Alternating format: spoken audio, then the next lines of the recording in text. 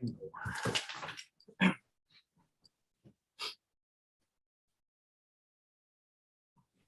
are now live on Channel 8 and YouTube. Fantastic. Thank you, Tctv. Good evening. The time is now 6:30 p.m. I'm Chairman Mike Curry, and I'd like to call this Select Board business meeting to order on this 22nd day, 3 days before Christmas, December 2021. Please rise and join me for the Pledge of Allegiance. I pledge allegiance to the flag of the United States of America and to the republic for which it stands, one nation, under God, indivisible, with liberty and justice for all.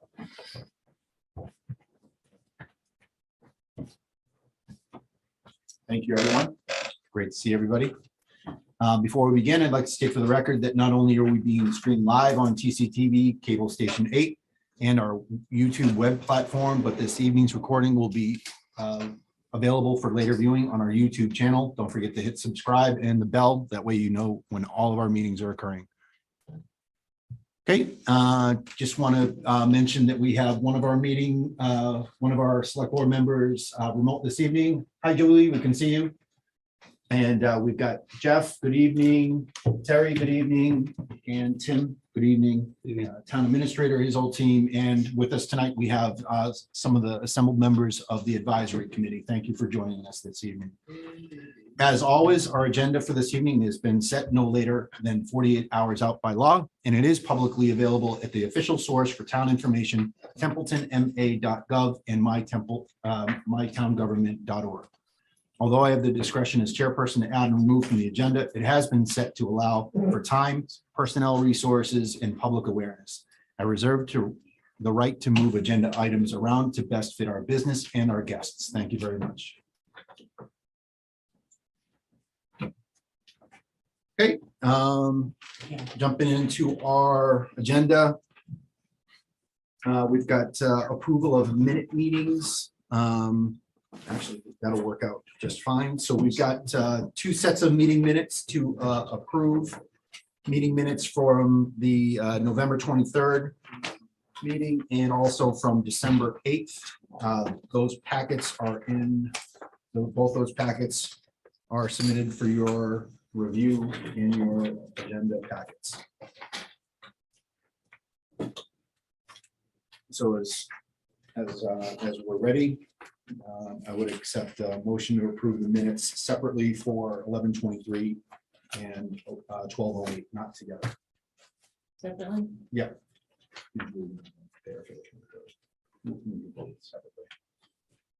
Mr. Chair, I move to approve the minutes of 11/23/21 as presented. Second. Okay, I have a motion and a second. Any questions, clarifications, or amendments? Okay, hearing none. On the motion to approve the minutes of 11/23 of 2021 as presented, how would you vote, Jeff? Yes.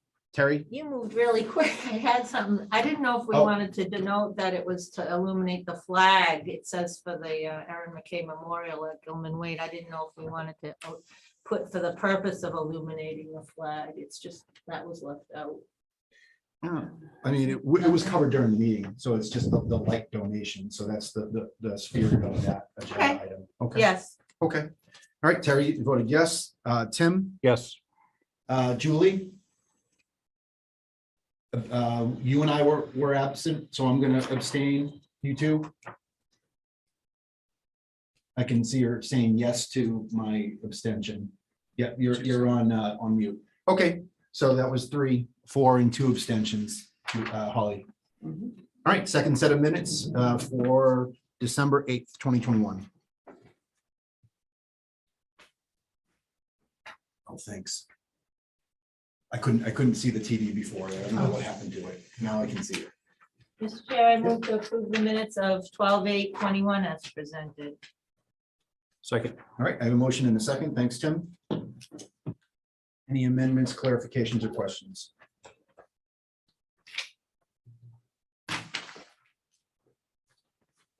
Okay, hearing none. On the motion to approve the minutes of December 8th, 2021 as presented, how do you vote, Jeff?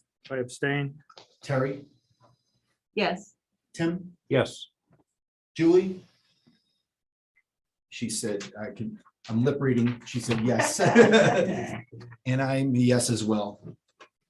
4 yeses and an abstention, Holly. Thank you very much. All right, let's move on. We have no executive session minutes. We will now move into citizen input. Anyone want to start us off with citizen input? Okay, no one jumping in. I do have a couple of public announcements. First thing is COVID. We are within a month of the Omicron variant hitting like wildfire all around the country and the world. The symptoms for Omicron are less severe, sore throat, congestion, fatigue, but it's reported for vaccinated individuals, even with Omicron, 97% of the people with that are fully vaccinated make it through the, Omicron or whatever variant with just mild symptoms. So I just asked the public again, I think we're hovering between 50 and 60% as a community. Worcester County is now well over 60% vaccinated. It is the one of the best things that we can do to protect public health out there. I know Adam and I were talking, the Board of Health will be making some comments soon on their next meeting about some of the state guidelines that have come out, and a lot of the work that Governor Baker's office is working on. NRSD, they held a vaccine drive yesterday, the 21st, and their next one, they're holding them periodically. They had one in November, they had one yesterday, and the next one will be January 11th at the school complex.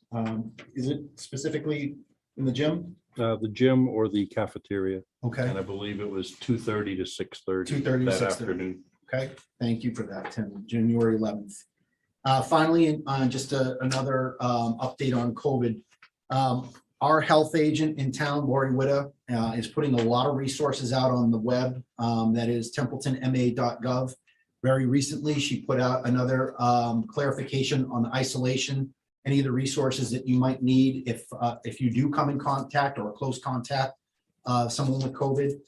Gives you kind of just that clarification of what isolation is, how long it is, and some of the protective measures that you can take out there. And last but not least, there's been a lot of movement, not only in Massachusetts, a lot of targeted communities in Massachusetts for free testing kits. Templeton did not get those. Winchendon was a community that did get them. Templeton didn't get them, but that's not to say Templeton residents don't have the ability to go get tested. There are at-home tests you can order online. I got two packs of 2 the other day at my house. Took 2 days to get them. You can go down to urgent care. My wife and my daughter went down and they had their results within 36 hours. So testing is again one of the strongest tools that we have out there to protect our community, just to make sure that we are aware of who has been infected and who needs to go into isolation. And that's all I had about a COVID update. Any other board comments on COVID stuff? Okay. Senior center closures. Until further notice, the senior center is closed on Wednesdays. Tim was telling me before the meeting, the ice rink over at Holton Park is on hold until January. It has a lot to do with just the unseasonably warm temperatures that we've been having. And the river's edge, I know a sign's going to go up very soon about, tomorrow, for the river's edge construction that will be coming in the spring.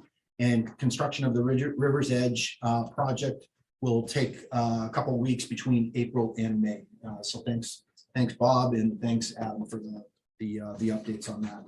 And that's all I had for just public awareness and comments. Any other citizen input? Right, if I could just mention Sure. that this year we have a new vendor in our road salt, and it's gonna look like sand. It's brown in color, so if you see sand color product in the road, it's salt. Ah, instead of the bluish. Whoever's watching or listening, they can know it's a different material, but it's the same chemicals in it. And it's the treated salt we usually get, just a different vendor. Okay, thanks, Bob. Any other citizen input? quick comment? Sure. Town administrator and I made the trek over to Pittsfield yesterday, Nice. met with the lieutenant governor, and it was to acknowledging the community compact IT grant that we received, the $33,500 and some odd dollars for cemetery department to upgrade the GIS and the electronic accounting of all of the grave sites in town. The lieutenant governor was very pleased. We also met John Wood, the secretary who's in charge of the IT subset at the state level. Out of the 351 communities, there were like 762 grants made under the community compacts across the IT. So the state is definitely trying to push funds our way. We did ask quietly, and she made no bones about it. The governor has yet to sign the pending Arpa, and there is probably another one coming behind it. So watch this space for further developments. Great. Thanks, Tim. I know You're welcome. that was a long drive. Thanks for going out there. I'm It sure was a it's long good to drive. see, Lieutenant Governor. Okay, let's move on in our agenda. So first thing on new business, I don't think we have any introductions of new employees tonight, but I am very excited that we have two appointments. We have some community interest forms from Patricia Gale, who's with us this evening, and Hunter Graves. So thank you for those community interest forms. Number one on both of them is the TCTV Cable TV Advisory Committee. So recently we had, we allowed Steve and the TCTV team some airtime during the all boards meeting, and Steve talked about the importance of that advisory committee. It's not always hugely important, but it comes in cycles. And I think he alluded to that we're coming around on another cycle right now. So Patricia and Hunter, thank you so much for stepping forward and joining Steve. He's been lonely on a committee of one for quite a while. So it is really great to see both of you send in those forms. So Patricia or Hunter, do you have any words this evening for the board? Brings you on, gives you your appointments? Pretty good. Watch a lot of TV. Qualified. Well, thank you very much for coming tonight. I would make a motion that we would appoint Patricia Gale and Hunter Graves each for a term of 1 year to fill unexpired term through June 30th of 2022. Second. Okay, we have a motion and a second for Patricia and Hunter to do 1 year with the Cable TV Advisory Committee. I'm excited. I bet Steve is too. Any further comments? Okay, hearing none, on the motion to appoint Patricia Gale and Hunter Graves to the Cable TV Advisory Committee for a term of 1 year to fill unexpired term through June 30th of 2022. How do you vote, Jeff? Yes. Terry? Yes. Tim? Yes. Julie? Yes. And I vote yes as well. Patricia, Hunter, thanks a lot. Thanks, guys. Thank you both. Okay, moving on in our agenda. Very exciting. We've got our presentation tonight from the capital recommendations from the capital planning committee, along with, and we've got members of the advisory committee with us tonight. And we will be hearing from our rep, Mr. Tim Toth.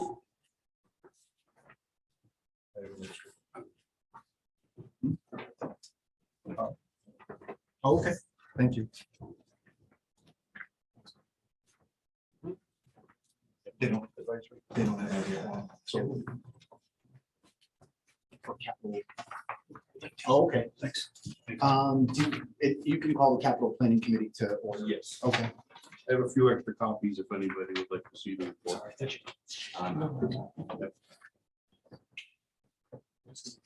Gentlemen, would you join me up here? Coffee?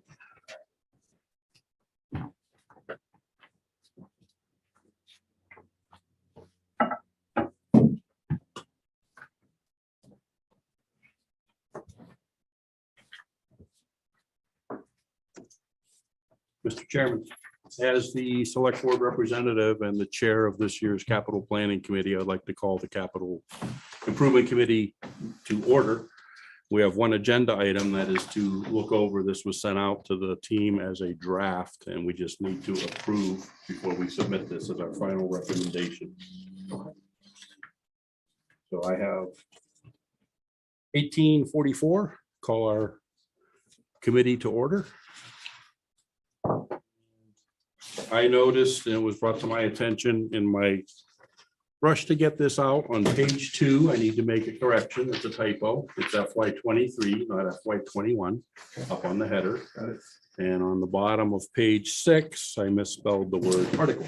I left off the letter. So I will make the corrections to that and submit that to Holly so we can have it edited into the record. Good. So any discussions, gentlemen, on the draft?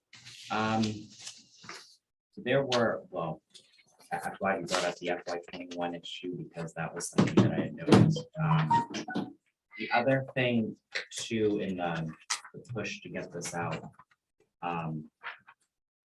there was one part where capitalized Mr. Lamont Payne's name with an extra capital M instead of the lowercase, but also on the non-tax, not the non-tax, but if you go to section 4, the tax impacting requests. While we did discuss a lot of these, ultimately the final vote that we had taken was for 5 of them, which were items. Here. Which were items 1, 10, 14, 26, and 30. All of those items we had discussed, and that was something that Mr. Smith had brought to our attention as potential infrastructure packages, all those items in the sector there. I actually took it upon myself to create a highlighted copy with my edits, including the FY23 fix, because I had noticed everything. So if you both wanted to look at that, I have copies for you. When we vote tonight, it'll be as presented, and then whatever you need to do to the report. Right. To shore it up. Could you give me the numbers again? 1, 10, 30? I have copies that are, because I knew in anticipation of this that I have copies of that too, but these are the highlights of what I fixed.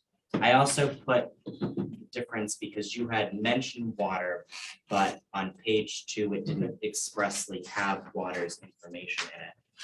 I have an amended copy which is first here. Oh, thank you. Yeah, I actually, and that was my rush of the printer before I got here. I'm like, wait a minute. I need to fix this.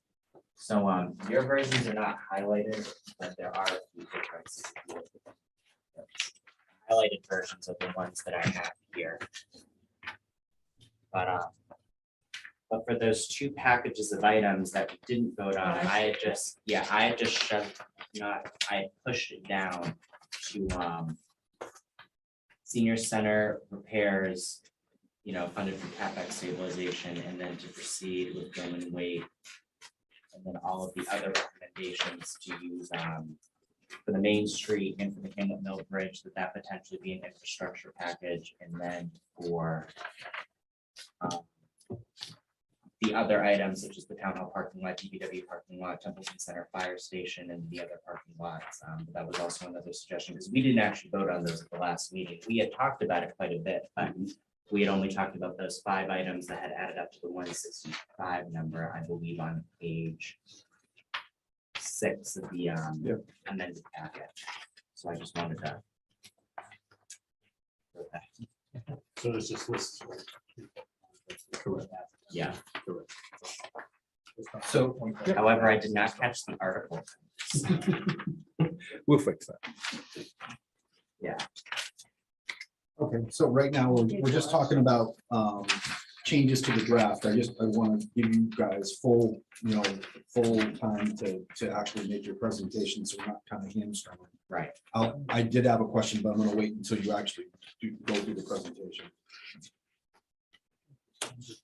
But I understand what you're doing. Just need to deliberate, so I'm like, I'm gonna print this out with highlights on it.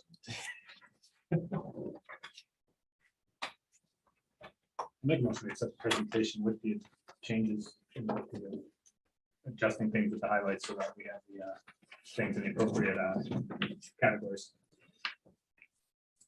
Motion made to accept with the amendments and the Speak up, adjustments. Motion has been made.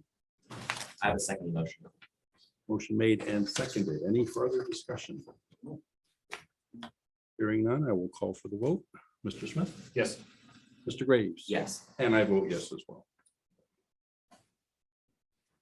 Julie, do you have anything? Do you have one to look at? Julie, are you able to see the report? Yes, I've already reviewed the report. I'm fine with it. Okay, thanks. I just want to make sure that you're able to follow along. Justice, as the clerk, would you like to present this then? Um, With your amendment? With my amendments, sure. So I'm not going to read every single line, but through our typical process, we had presentations from sewer, water. We had some discussion with the town administrator regarding development services, emergency management, and veteran services, for our finance services, the police department and the fire department. We did not have presentations by the town clerk or the school committee. We also had presentations from Tctv and Bob at the Department of Public Works and our Community Services Department on a few varying items. Most of the items in section 3, the non-tax impacting requests, are typical items from Tctv upgrades to the town hall camera system, Scout Hall furnishings, equipment upgrades, the regional website, and the description system, which are, some of these are specific carryovers from last fiscal year. Some of these are new, such as the additional for the regional website. We also were told by sewer that they would use their cable retained earnings, not cable retained earnings, their sewer retained earnings for purchasing a new tractor, and as well for a roof replacement at one of their facilities over at the sewer department. Water came to discuss varying items that were of high importance to them. They had taken out a general obligation bond of 2.2 million in order to do repairs to Main Street, Maple Street culvert, and the full Maple Street water main in order to adjust and make that workable, because those are the most critical pieces of infrastructure that they have that are too big to fail.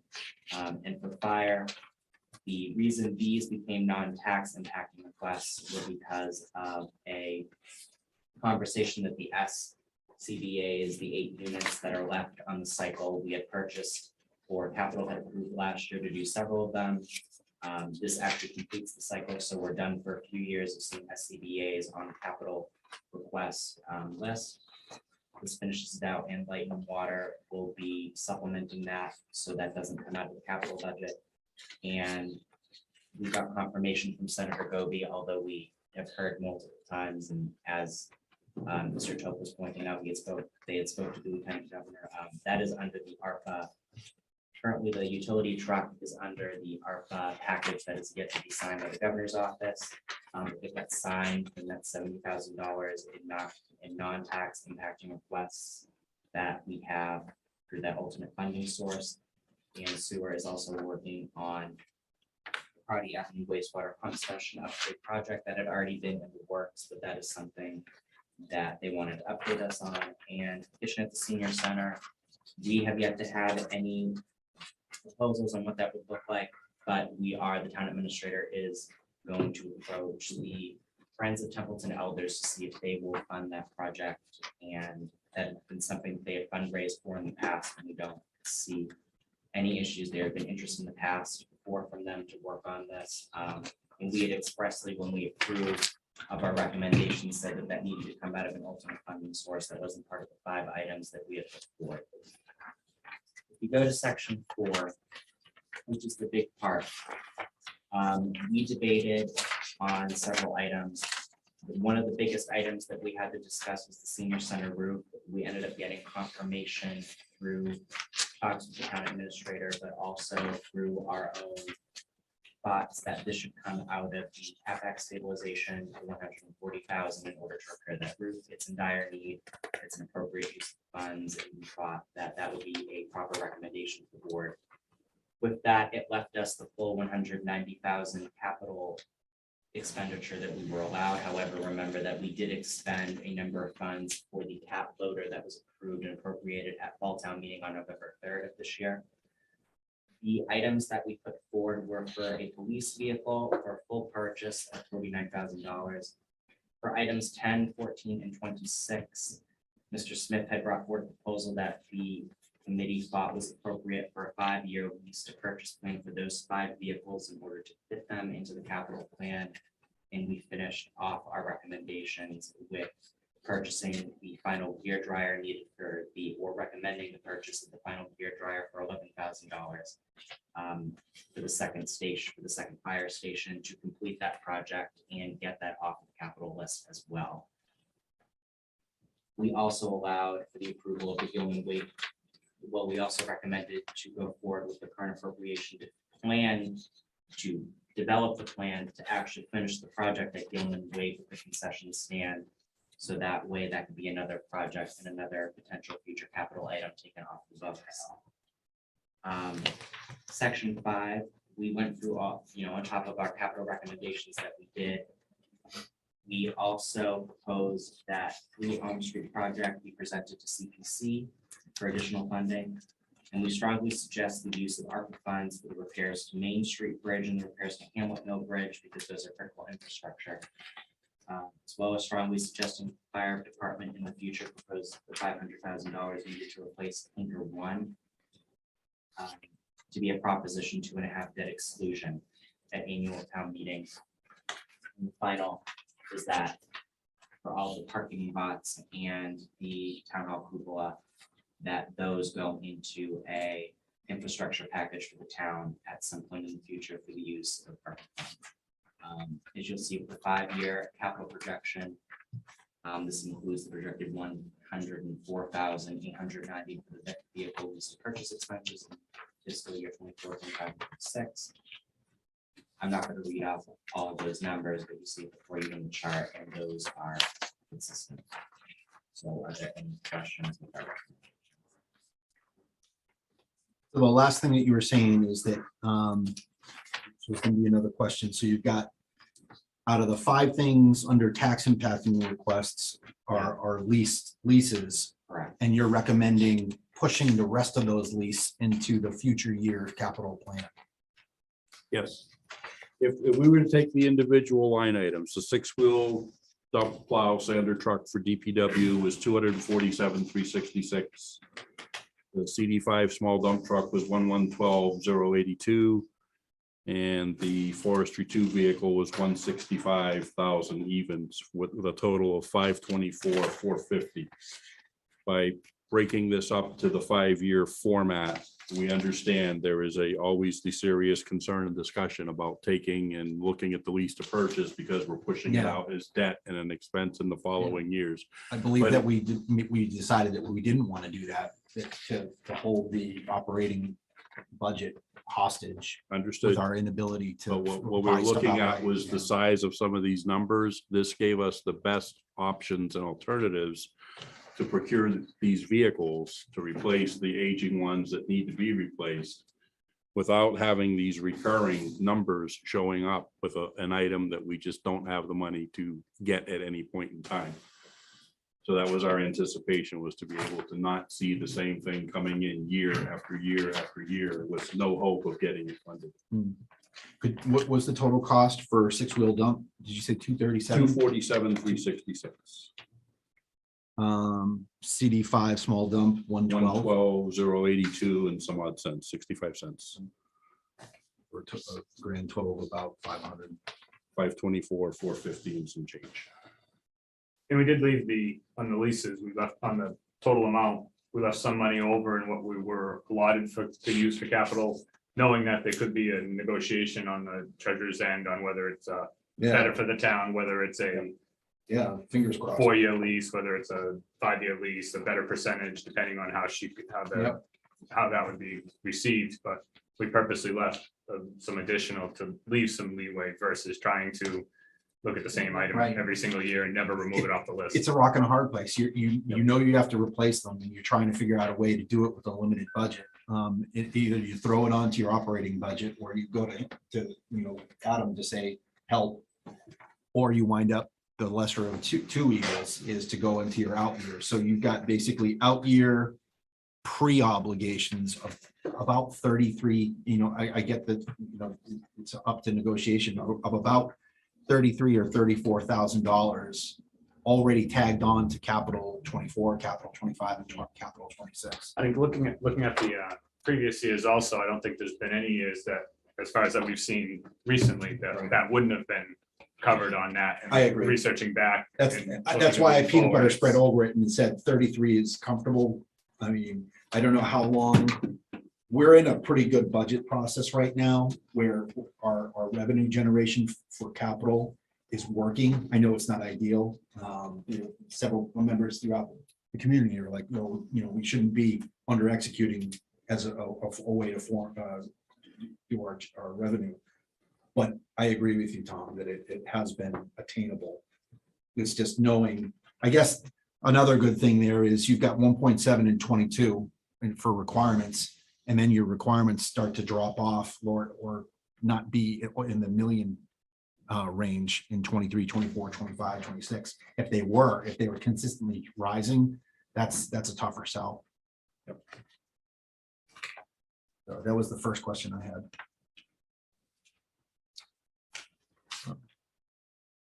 What else is besides water projects? I'm glad that they came in and talked to you, water and light projects. What else? I heard you say scuba, the SBCA, sorry. What else is water funding? Sometimes they bring their Santa bag and help us out. What else is in the Santa bag this year?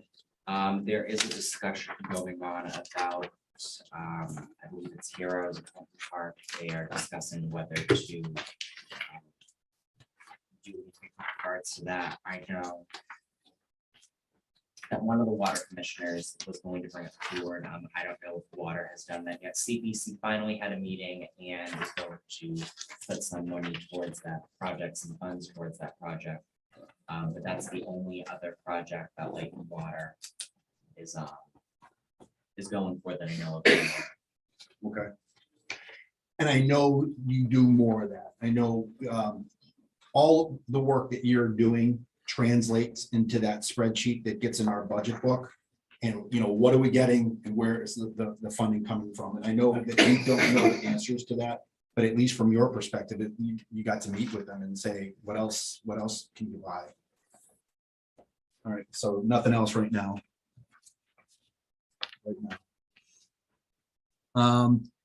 Tell me about, I'm going to section 2. Tell me about your the department head.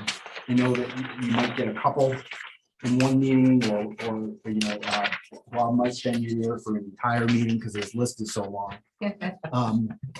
It's not a bad thing, Bob, I'm sorry. Did I hear it right? Did you have a consolidated process this time where all of your requests were formatted? So you understood, like the department head basically came to you. You didn't have any, I guess what I'm saying is you didn't have anything written on napkins this time. Not to say No, that they did that. we before. had the locally developed form, all of the department heads presented. It was a nice, easy, clean to follow format, and we were able to just look at each one. Perfect. And they lined it right up. They were all received ahead of time. We had a chance to review them before we met. Awesome. I think that's absolutely huge. So for us. there was definitely some due diligence and some homework done before they came in to meet with us at each of the meetings. Great.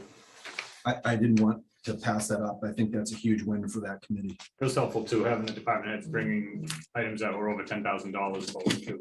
That was a big help in, as far as that goes, allowing us to have Right. not 100 items in front of us that were necessarily a couple $1,000s on. Right. And we Did you have your kitchen answer before you went into deliberation? Or did you like, you knew that was going to be your plan from when Jackie came in to brief? That was going to be the plan to go to, oh, okay. All right. So that really, you didn't even have to worry about like cutting the kitchen out at the end. Correct. Because you knew that someone else was you had another plan for that.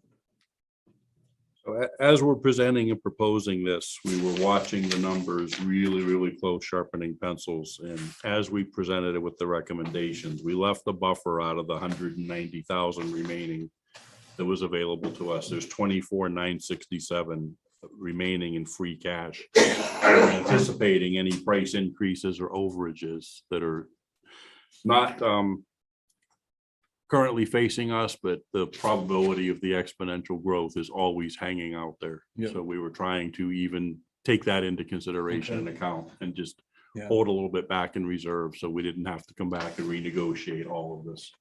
Yep, which I think we had to do us too. Gilman Waite, what did you say the source of funding was for Gilman Waite in concessions? Was that, are you going to CPC for that? Part of it was previously voted. And there was some discussion on where some of the proceeds from that concession stand in the past had gone. But that was still an open-ended question as presented to us. Okay.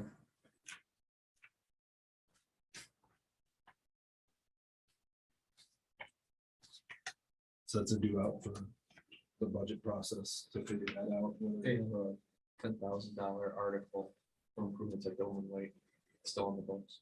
Still on the book, still appropriated. Still. Okay, all right. And I know you've been like waist deep in ARPA stuff. Did you guys, what were you using it as your guidance for the ARPA recommendations? I mean, how did you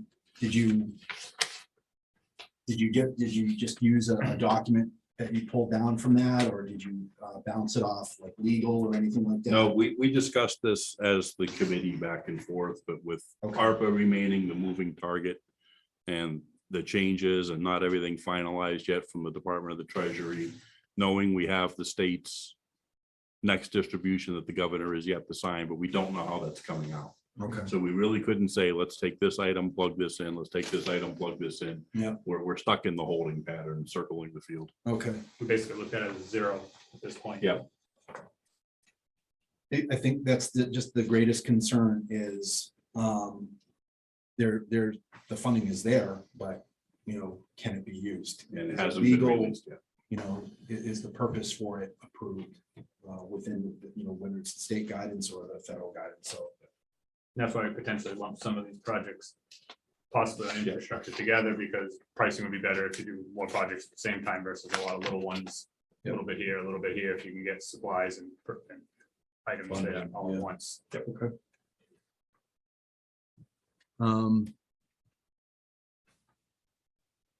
The tanker, I thank you for your recommendation. I don't know how much I agree with that. I wonder if there's another method that we could wind up looking at. I mean, it's expensive, I know. Again, I'm not the reason. But it's a recommendation, so I appreciate your deliberation on that. And we looked at it as a potentially as a debt exclusion versus an override, just because it gave the more transparency to the people as in exactly what their money was going for. Exactly. Okay. So they knew what it was. It wasn't. And also looking backwards, our free cash, that exceeds what we've had for the last 4 to 5 fiscal years. So it's like, if we were to fund that one item, everything else comes off the table. Right. For a while. For a while. Yeah. Okay. I would love to say they were easy tasks, but there was a lot of work and discussions went into developing what we've presented. Yeah, I love the process that you had, and it sounds like it was really good input from everyone that came to brief you and good deliberation. I don't have any other questions. I don't know if Julie, yeah, Jeff. Regarding the town hall cupola, I don't see any notation here that you considered asking CPC for that, considering we got into this building with CPC funds, the roof and so forth. And I know that cupola had been talked about when we first came in here. And it's up there, I've been told, I've heard it, it's hanging up there on a wing and a prayer. But since it's been this building was designated historical, and that's how they got CPC funding to do the roof and some insulation and stuff. I'm just curious why, if you considered sending that as a request to CPC to see if it would be, one, an eligible project, and two, if they would consider funding it. And then take that right out of the taxation stuff, free cash, all of that, just go see that the roof was done with CPC funding, try to get the cupola done. And I know there's also been discussion, but they're hard to get a hold of because they're busy, and is Monty Tech as far as the work. And I don't know the ins and outs right off the top of my head of CPC, you know, I don't know, buying the materials or how they would work that. I would just think that that would be a project we could send to CPC for them to consider and see if it would be acceptable. And if it is, then submit a project to them and see if they would fund that, and then take that off of the mix of taxation or otherwise. Jeff, if I may, it is on CPC's table. The last discussion we had was the amount that the architect come up with. They had a little trouble digesting that amount of money for the cupola. But there was a few members that had great interest and still continuing on doing it.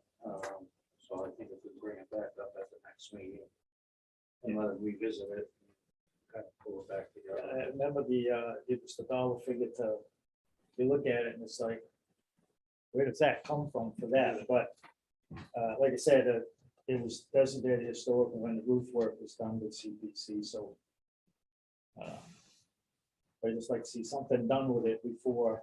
I know that somebody mentioned possibility like taking it down, but it's part of the historical building, so I think you run into an issue where you can't take it off now without, maybe go with architectural board review, stay historical and stuff, and maybe get something. But I just thought, I saw that it would be something to see if we get CPC funding for it.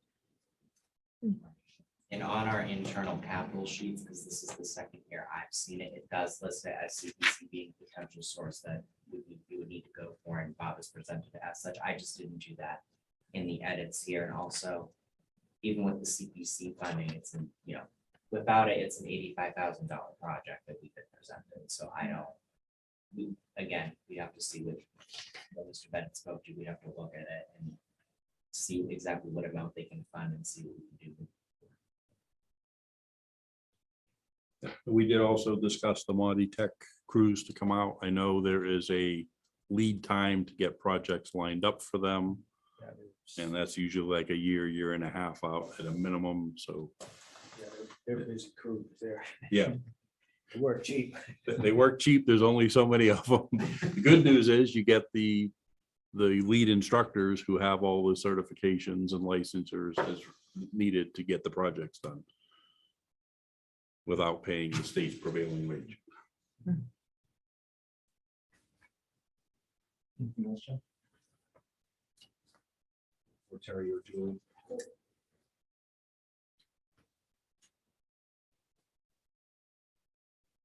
I had no further questions unless the rest of the board, I would entertain a motion to accept the report.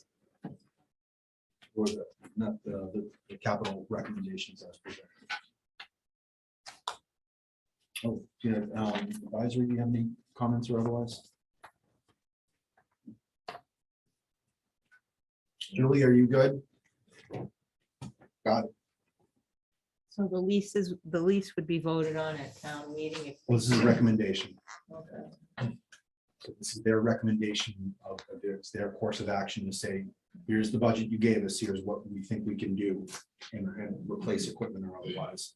We take that recommendation and Adam goes to town on it. You remember that spreadsheet? Yeah. Yeah, that master spreadsheet that winds up saying, how are we going to get all of our stuff? I mean, Yeah, we use they deliberated for months to be able to say, here's how we think you can do it. Do you have any further questions on that? Oh, good. CPC already started talking about 3 Elm Street. I watched them meeting, caught up with it today. right, there are no other questions. I would entertain the motion to accept the FY23 capital recommendations as presented.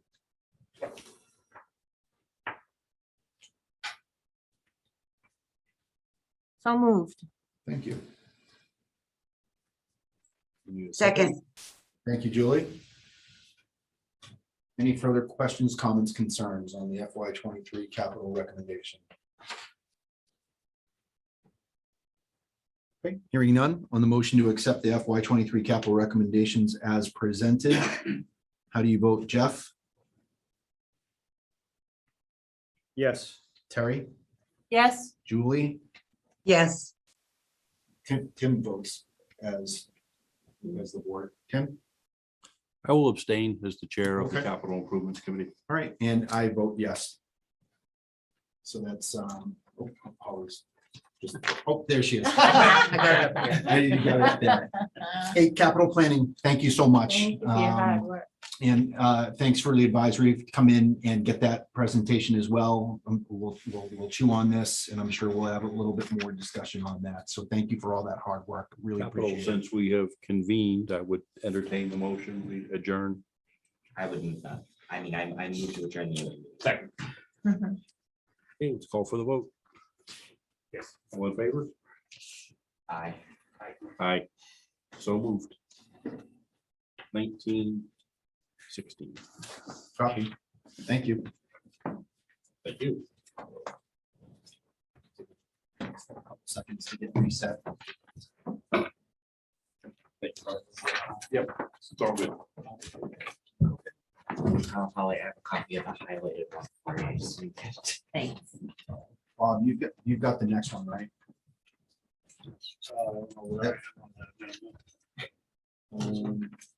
Adam says you are. Yeah, this is for the fire escape project. TCTV, are you good with Bob way over there as long as he's projecting? If he promises to speak up. I'll do my best. Okay, next item we've got on the agenda is, let's see, action related to the request for ARPA funds for the fire station fire escape project.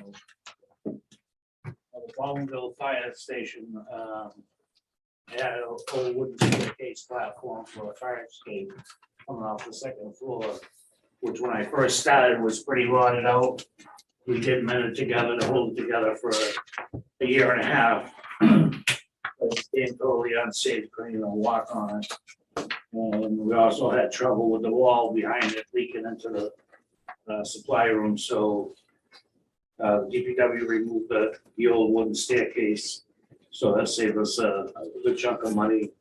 And we were able to repoint that wall and stop the water leaks. Now the problem is there's really no fire escape.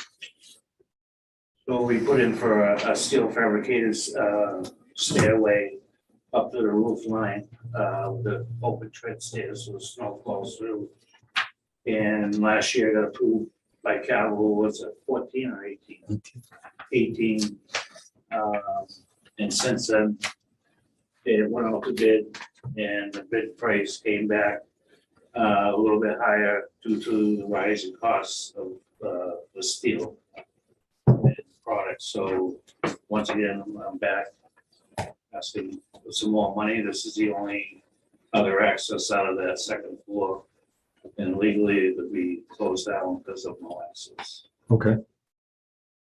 Mr. Chair, Go ahead. if I can say too, Bob's request was for the ARPA of $4,650. I've run this by town council, and they don't see any issues based on the fact of that our 2.4 million roughly that we'll be receiving, even though we only received 1.2 million, was because of the auditors determining it was the revenue replacement, and we're allowed to use for lawful purposes, except for 4 of the reasons, as was mentioned by the auditors, that this falls within the criteria and that the board can actually authorize this.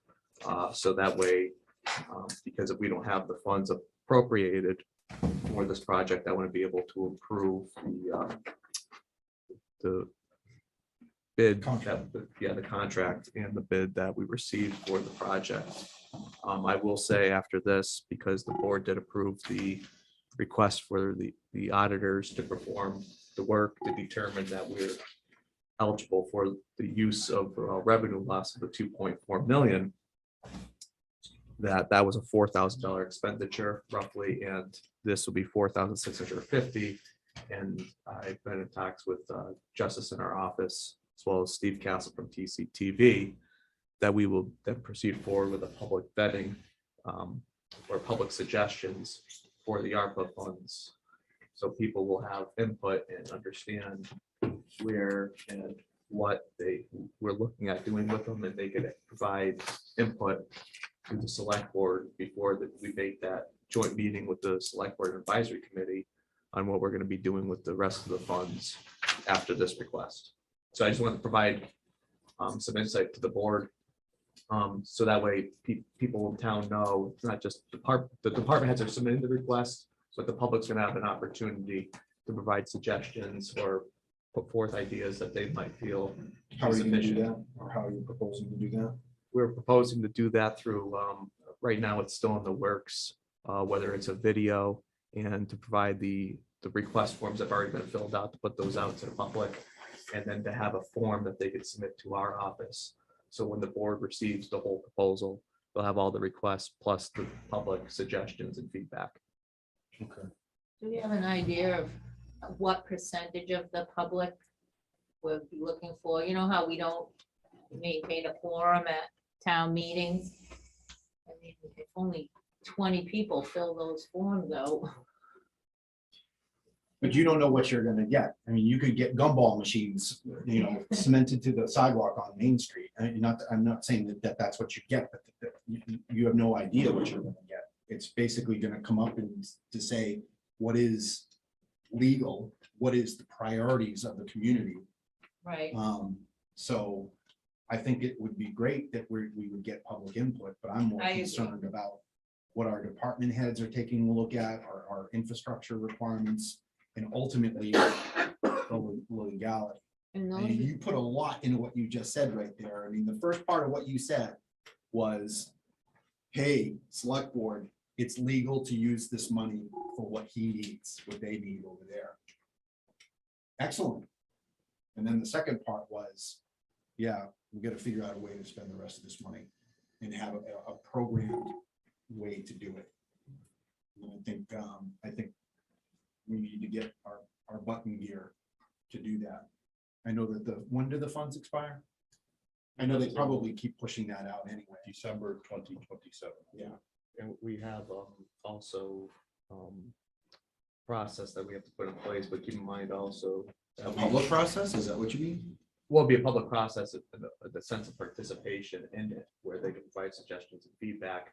But also, we still haven't received the full $2.4 million of ARPA Okay. as well. We only received 1.2 million. Yeah. So that's why Well, the good thing is our plan can include 2.4 and then a phased approach Expenditure, for it. correct. Yeah. Did I answer your question? Like in terms of like public, what they're gonna have a window to be able to say, we would like, I think it's a great idea. Yeah. but we have to vet those and the priorities of the community. Right. Ultimately, I'm mostly concerned about the legality. I Yeah. think everything that they've said, everything that Tim has kind of come back with us, they're saying, sure, use this money, and if you use it incorrectly, we're taking it back. I know, And, right? then the taxpayers are left holding Bag. the bag. And if I can, Mr. Chair, on the email forwarded off by the auditor that went through our revenue replacement, I mean, we could use it for any lawful purpose with the exception of debt service, transfers to reserves, litigation, and pensions. Okay. I believe that's all four. So fire escapes are good to go. So Bob smiling a little bit when he put his Of arm. course, he's smiling more than me.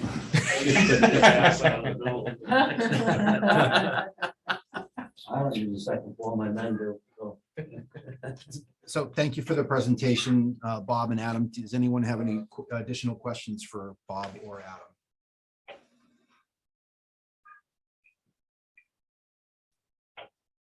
All right, hearing none, I would move to approve the use of ARPA funds for the difference above the previously approved funds in the amount of $4,650 for the fire station fire escape project. And then just explain that real quick. The total price is going to be 23,000, not 19. So we're basically saying This is filling for the gap. bid process. We had 18,800 approved. Yep. And it came in at 23,450, so we need the difference of 4,650 Which is a drop in the bucket. for ARPA. So there's a motion out there. Second, Thank you, Julie. Any additional questions, comments, concerns? Again, we talked about the legality, and so the need is there, and the lawful use of that, the funds to supplement that are good. So very cut and clean. All right, hearing nothing else, on the motion to approve the use of ARPA funds for the difference above the previously approved funds in the amount of $4,650 for the fire station fire escape project. How do you vote, Jeff? Yes. Terry? Yes, Tim? Yes. Julie? yes, And I'm a yes as well. Okay, thank you for that. That's 5 yeses, Holly. Next action item. Lo and behold, Baldwinville Fire Station Fire Escape Contract Award. Adam? On this one, Mr. Chair, members of the board, we went out to bid. Bid results of December 6, 2021. We only received one bid. It was by DC Welding Inc. That bid came in at $23,450. They met the specifications and conditions requirements. But with the way the bid documents worked, it was the select board that would grant such award. So I'm bringing those, the apparent lowest bidder to you, and because the funds are now available by your authorization of the item before this one, you can actually now grant such award contract. And when are they available to do that? Or when do you plan As soon on? as they get the Okay. okay, they get the award. is there a life expectancy to the, We got a temporary setup, but it's not the best. but what about the steel one to this one? Is it a insured? That'll last a lifetime. Longer than the building, you'll be the only thing left standing. Yeah. We'll be scrapping it.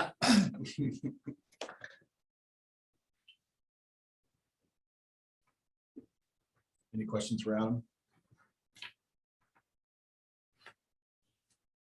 All right, I would move to award the contract for the fire station fire escape project to DC Welding Incorporated in the amount not to exceed $23,450, and for the town administrator to sign the contract and all associated documents.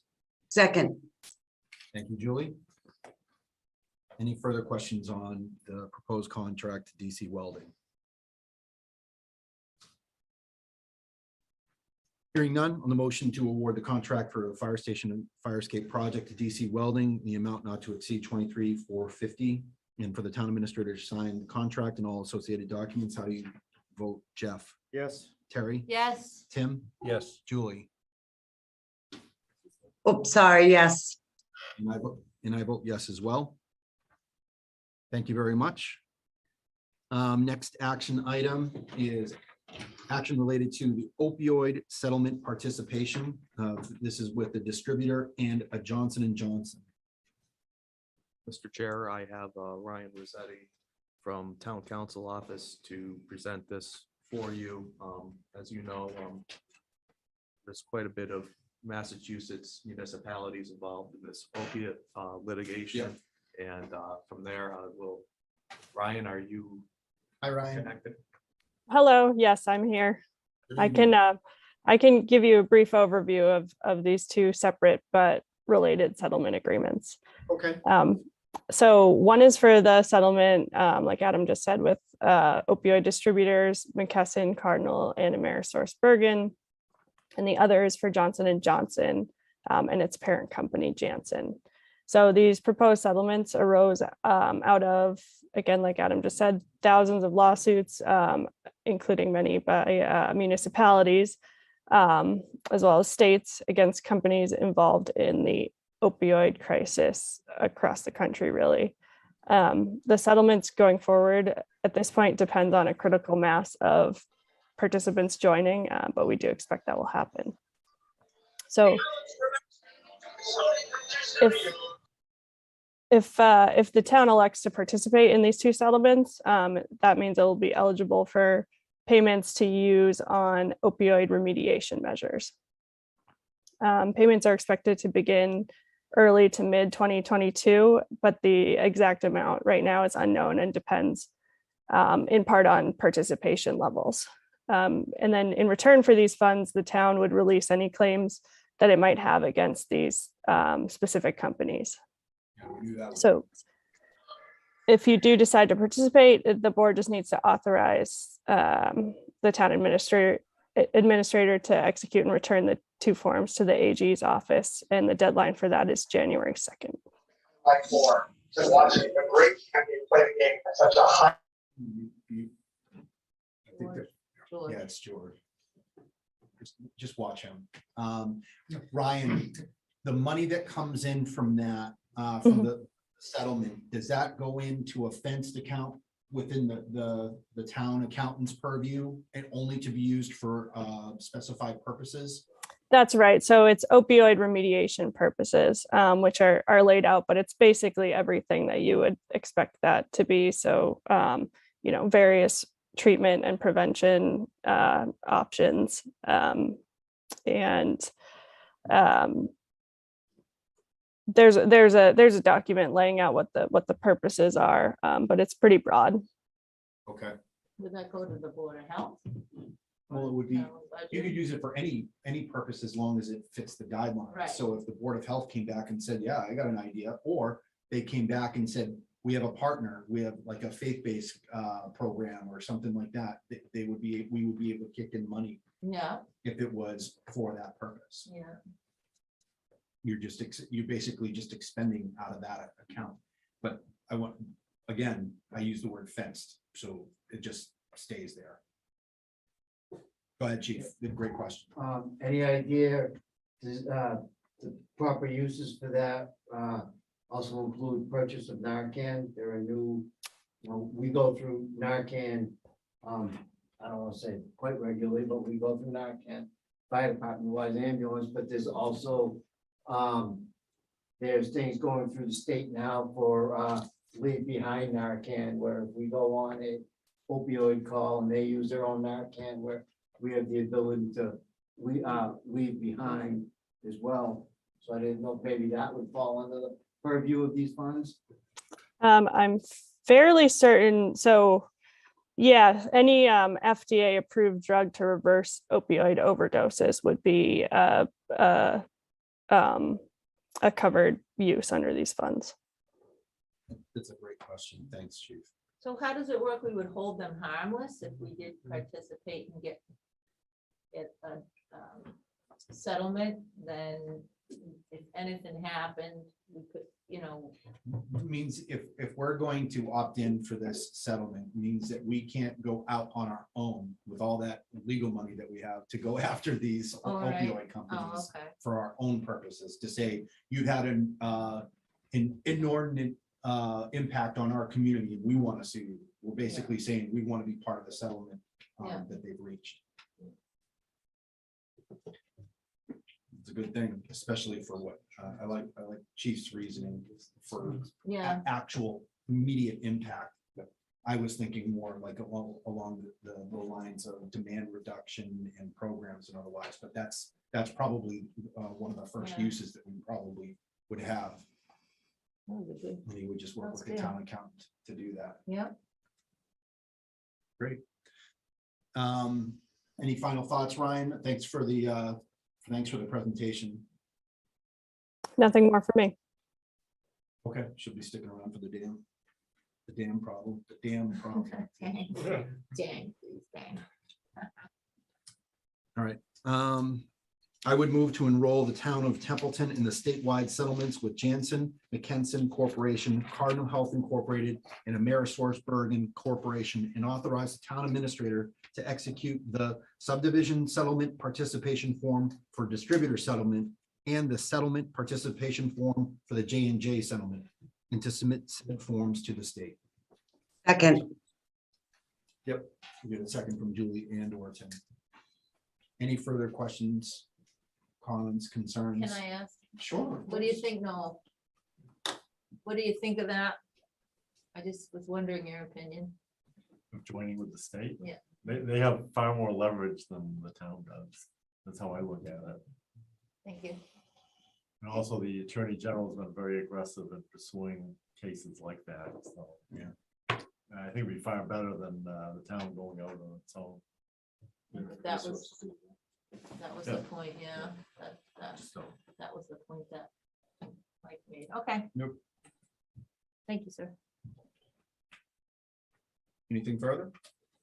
Just a quick comment to Chief Dickey's point. The state has, through the Department of Public Health, has taken some pretty aggressive and forward steps, because in the past, leave behind anything was a big no-no because we don't have the authority to be distributing medications.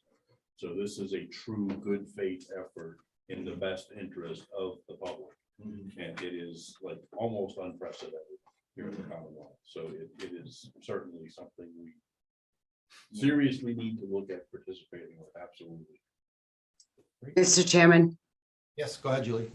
Yeah, I totally agree with Tim. Well said. Thank you. thank you. All right. Thanks, Julie. With no further ado, on the motion to move to enroll the town of Templeton in the statewide settlement with Janssen McKenson Corporation, Cardinal Health Incorporated, and AmerisourceBergen Corporation, and authorize the town administrator to execute the subdivision settlement participation form for the distributor settlement and the J&J settlement, and to submit said forms to the state. How do you vote, Jeff? Yes. Terry? Yes, Tim? Yes. Julie? Yes. And I vote yes as well. Thank you very much. Thanks, Ryan. I know you're sticking around for our next item. All right, our next discussion is a discussion related to the Depot Pond Dam and the DCR report that we received in our select board office. This evening, we've got our emergency management director, Rich Curtis. We've got Ryan representing legal and the legal opinion that they sent to the town administrator that was distributed.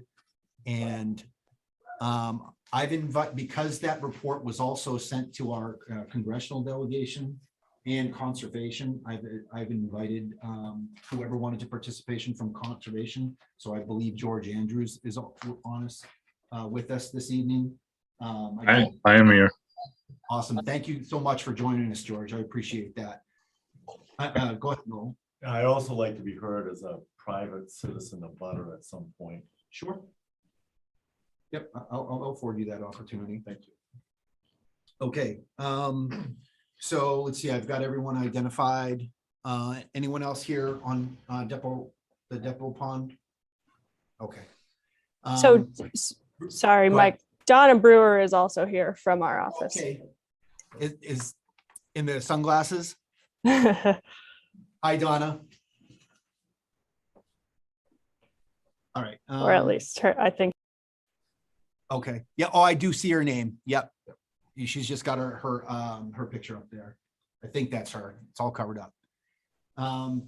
Rich, are you leading this from the initial presentation point of view? Well, I can. I think most of it comes from I mean, I could. our attorneys though, but I'll give you a brief rundown of what has Sure. gone on in the past. Yeah, let's do a quick background and then let's go through what the recommended legal courses of action could or should be. And Rich, if you can also mention the fact that we've had a couple meetings already with the police chief, fire chief, DPW, and you were involved with town council. I think that's important to note. And the fact that we've notified, or your office notified, even though it's sent through our office, the downstream abutters notification of the issue that we received notification of. And I know you and your staff over at the Emergency Management Office have been working on this issue for some time and down there with the Office of Dam Safety. And we've done everything we can related to this private property matter up to this point. Yeah, so Rich, if you just want to give us a background and a synopsis of what the problem is, that would be fantastic. Okay, it was back in June or July, 2 years ago, year and a half ago. I was notified by the Office of Dam Safety, Ed Connor, that there was an issue with that dam because they consider it to be an abandoned dam. And because the person that owns it was in prison. So they went out and did an inspection on it, unbeknownst to us. But that caused the initial problem because we had a beaver issue there and it was very, very close to breaching the dam. Now that's an earthen dam. If that were to breach, there's a good chance that it would definitely completely wipe out. Once the water starts going over it, I don't think there'd be too much that could hold anything back after that. So we've been fighting, the town has paid for a beaver trapper for the last 2 seasons. Each season we got 2 beavers. And right now there was some activity before I left. I've had Don Warren going up there checking on it. He's been telling me that, you know, he's been taken out a little bit, but the last time he went, there was nothing. So it was clear. So we kind of expected to stay that way for the rest of the winter, but you never know. So he's going to be checking on it on occasion. This has caused a lot of man hours up there. I mean, the first year we were up there every day for, well, pretty much the whole summer and clearing out stuff until the beavers were trapped. And then this year we were up there for at least a month and a half before the beavers stopped. So it's been kind of a real issue. Then the light company was clearing, unbeknownst to us until it happened, they cleared all the trees all around the spillway, all the way down the culvert after the spillway, all the way down to the railroad bridge by Lee's. They clear cut it, and the tree company that they used dumped all the trees right in the culvert, in the water. So I brought it to the light department's attention. They came down there with me, looked at it, and had the tree company remove most of it. And then I know that the light company did have their people out there at least once doing some more cleaning up. So I'm sure it's pretty decent right now. But if that dam were to ever breach, that culvert going under the railroad tracks and heading for the river would be blocked up like within seconds, because it's not big enough to hold any kind of large debris going through it. So that's where we stand right now. The Office of Dam Safety, or the DCR, did send out a non-compliance and dam safety order to the owner. And he is living in New York now. I guess he was released on a medical release from prison. And I believe his son is trying to sell the properties. Office told me, yes. So, you know, it is technically for sale, but something tells me it's never going to happen. But what the problem is that they sent this certified mail return receipt, obviously to serve it to him. And they're not accepting any of that. They're just sending it back to sender. They're refusing to sign for it. So the same thing would happen to us. I know our attorneys did a nice little letter here to us, and it gave us like 3 options. And 2 of those 3 options require us to give them a notice before we do anything. And then there's so much time after the notice that they have to take care of it, or we do what we have to do. Well, if he continues doing what he's been doing, he is never going to be notified because he's not accepting any of those mailings. So there is an issue there. We did send out a letter to all abutters, so to speak,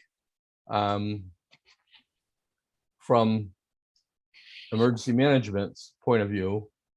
I'm sure you all have a copy of that by now. But that was sent out just to make the people aware along that area that we feel could be damaged the most.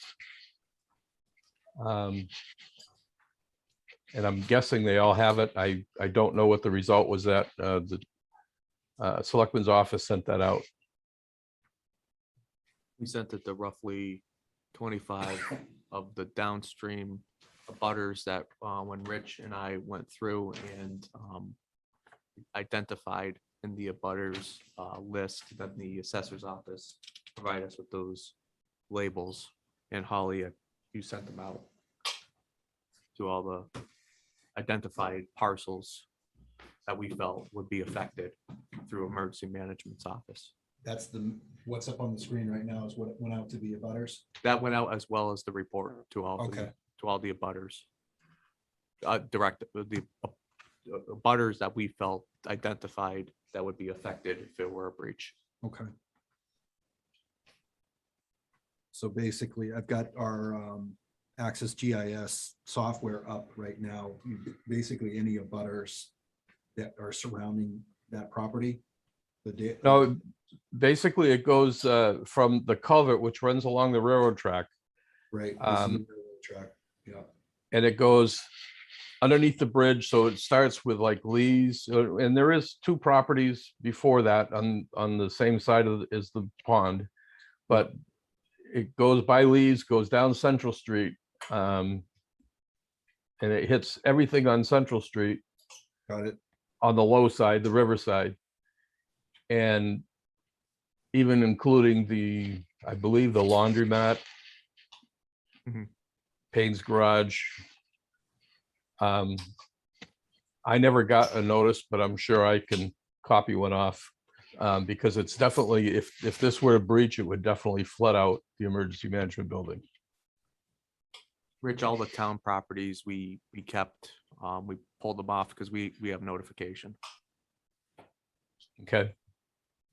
Okay. I want to be able to follow along with what we're saying so people at home and people here in the room can actually see all those properties and really as the flow that we would see on the screen is going from north to south towards Otter River, which is right here. When I say town properties, I mean town of Templeton properties. Got it. Yep. Okay. So that's the background. Thank you for including the fact that we've tried to, that all parties have tried to make contact with the owners. And actually, I'm going to bring that back up. Something that I also saw. So if we look at the property, so you see the highlighted yellow on the screen. That's yes. That's owned by American Tissue. With the individual that you mentioned that was formerly incarcerated at Fort Dix Penitentiary.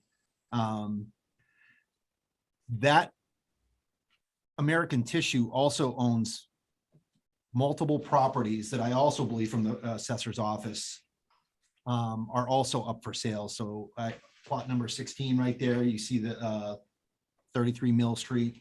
That's the same name that's associated with American Tissue Mill Inc. There are several properties that are kind of tied to this. So I know when we move into the legal portion of this, all of those are in tax taking right now. They're not town properties. However, there are liens on it. So if there is a sale, there would be proceeds if there was a successful sale, which I think is another significant item to discuss during this in terms of severity. Mr. Capels. Were these on the tax title?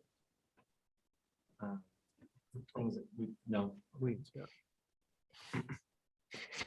Thank you, Mike. But I just wanted to mention that the pond is not the only property that we're considering here.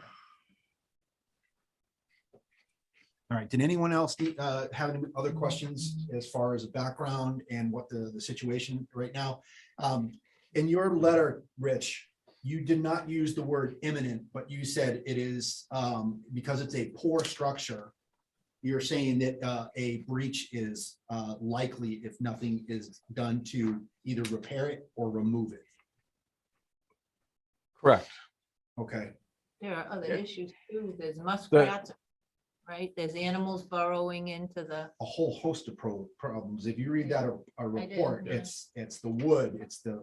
I mean, there's trees growing out of the dam, and that alone breaks down the integrity of the dam.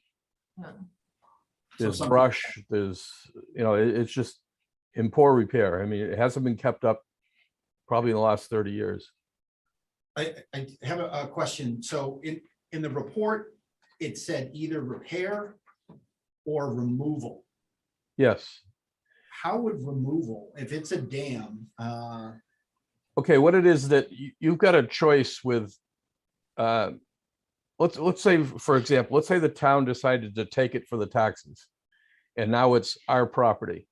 Yep. Unless you own the property, you can't apply for the funds that are available to remedy these situations. Okay. That's kind of why the state would like to see us take it over, because that way they know it would get taken care of. And they said they would even help us through the process of the applying for the funding. Okay. But in turn, there's like 3 different ways you can do it. You can either fix what's there, you can replace the whole dam, or you can take the dam right out. And the cheapest way, obviously, would be to take the dam right out. Now, you'd lose a body of water in town. An open stream, there won't be no restriction to the pond. It'll just be a brook going through that wetlands. Okay, like a controlled release. Okay, got it. There's a place off of Crotty Ave that used to be, if you go on Crotty Ave from State Road, it's on the left shortly after you get on Crotty Ave. It used to be a swimming area years and years ago. Basically, if you go over there and look at what they did there, that's what would happen at Depot Pond. Okay. There would be a stream running through it. It would be probably a marshy area, and the center might still have a pond, depending how deep it is. But for the most part, you would have nothing but a stream running through, and you still could have the issue with beavers. Because beavers tend to, when they multiply and they kick out the pups and they send them, or the kits or whatever they call them, and they send them out, they go downstream. So every so many years, we're going to get more in, and it could be every year. And they could turn around and build that right back up again. So that'd be, it might be a constant maintenance issue. Yeah.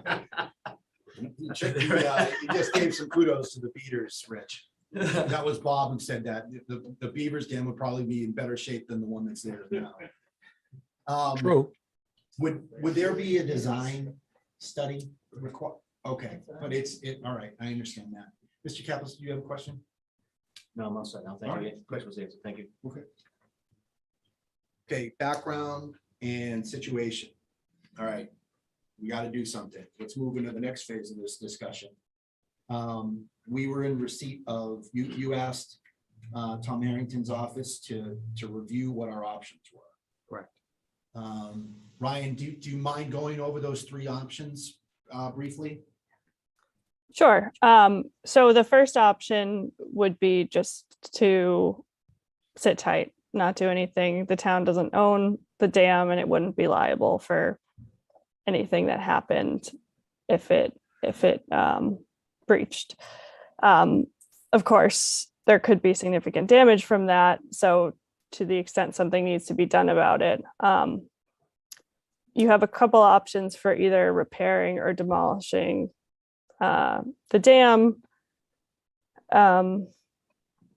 Like Mr. Curtis alluded to earlier, you can complete the tax title taking and take possession of the land.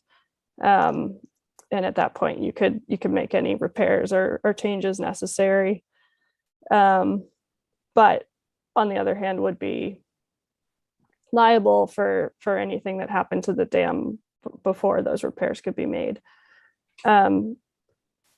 If the town didn't want to take possession of the dam, there's a couple options for going in and making repairs or demolishing it. So the select board has a process via statute to do that, and it would require notice, and I can address that issue, the opportunity for a hearing, and then it could demolish the dam. The building inspector has a slightly different but very similar process. The building inspector would make an inspection, and if it was determined to be basically an emergency situation, a very dangerous situation, the building inspector could go in and take it down almost immediately. If it wasn't necessarily an emergency, there's more of a process there, which would allow for an independent board to make a inspection of the dam and issue a report, which would provide a bit more of a record in case the town's actions were appealed. As far as the notice issue, so there's a couple different ways. So it sounds like certified mail has been tried and was not successful, but the statute also allows for personal service or leaving a copy of the order at the last known residence of the person. And it sounds like we do know where that is. So that would be an option as well. We do. And then the other thing to keep in mind is that while if the town did use either the select board process or the building inspector process to go in and make the necessary repairs, it could technically recover the amount spent to do so, but it seems based on all the facts we have about this situation that it's highly unlikely that the town would ever get its money back for doing this. So speaking of money, what is the funding mechanism to do this in any of those? Well, actually in either the building inspector or the select board hearing process, how would we fund that? I mean, is it basically taking an action and then like Tim was, Rich was saying, then start to seek the funding for that? So on the Where's the money going to come from? so on the funding aspect, you would have to have some type of appropriation From town meeting. from town meeting. If I can't say I misspoke, American Tissue is in tax title. And I know there's a significant amount of dollars. There's so many different parcels at this that relate to American Tissue, and there's a substantial amount of money owed to the town. If they sell it. If it were to be sold. So this is not an easy situation, especially since when I first got word of this, Rich and his crews have been monitoring it. And we felt at the very least giving the property owners in the area notification was the best process moving forward. Now, legally, we get into a whole different situation. That's why I asked for town council to be involved in this process. If the board were to choose to take that option of pursuing remedies, it would require an appropriation from town meeting. I do feel having a public aspect, a public meeting about this is a good way to move forward. It allows the select board, allows the residents to be aware of the situation. It's not easy if it's privately owned. But town council did mention and highlight some different options the town can take. And it's a matter of ultimately where we would want to go with this. And quite frankly, I leave Well, that to- if I've got revenue replacement money that's sitting there, I first want to go and find out what DCR can do for us. I mean, they were the first people to come in and say, you got a problem. And so many times people are not going to come in and say, you got a problem and then walk away. They have a vested interest that, they're very concerned. I know conservation is on this evening. It's not like they just drop a bomb and walk away. So that's the first thing I would want to do. But Mike, just so you know, Mike, Ed Connor, when this first happened, he was out here for pretty close to a month, almost daily. Yeah. Checking the dam himself. It wasn't like he was dumping it on us or anything. Oh, I know. And the state actually hired a contractor to come in and remove all the beaver debris that was there. So they're willing to help out. Absolutely. Yeah, and that's the point that I make, but also in terms of speed and appropriation, because we we can call special town meetings if we need to, based on the severity of the problem. But also, you have a list of 4 criteria where you cannot use that revenue replacement money. But if we could use that to be able to at least get a study to say, how much is this going to cost?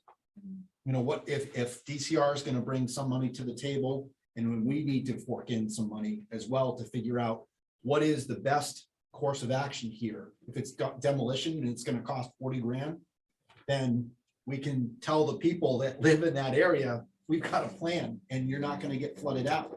And we're taking responsibility for a life, health, and safety issue that the property owner is not taking seriously at all.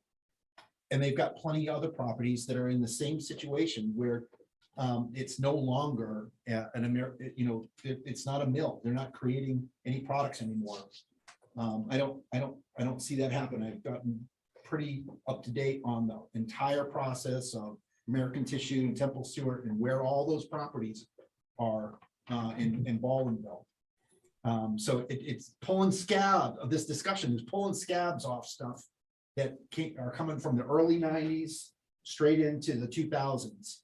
And I think we have some time now where we can react to an immediate problem, but also kind of come up with a way forward for the rest of those properties that don't have a responsible owner right now.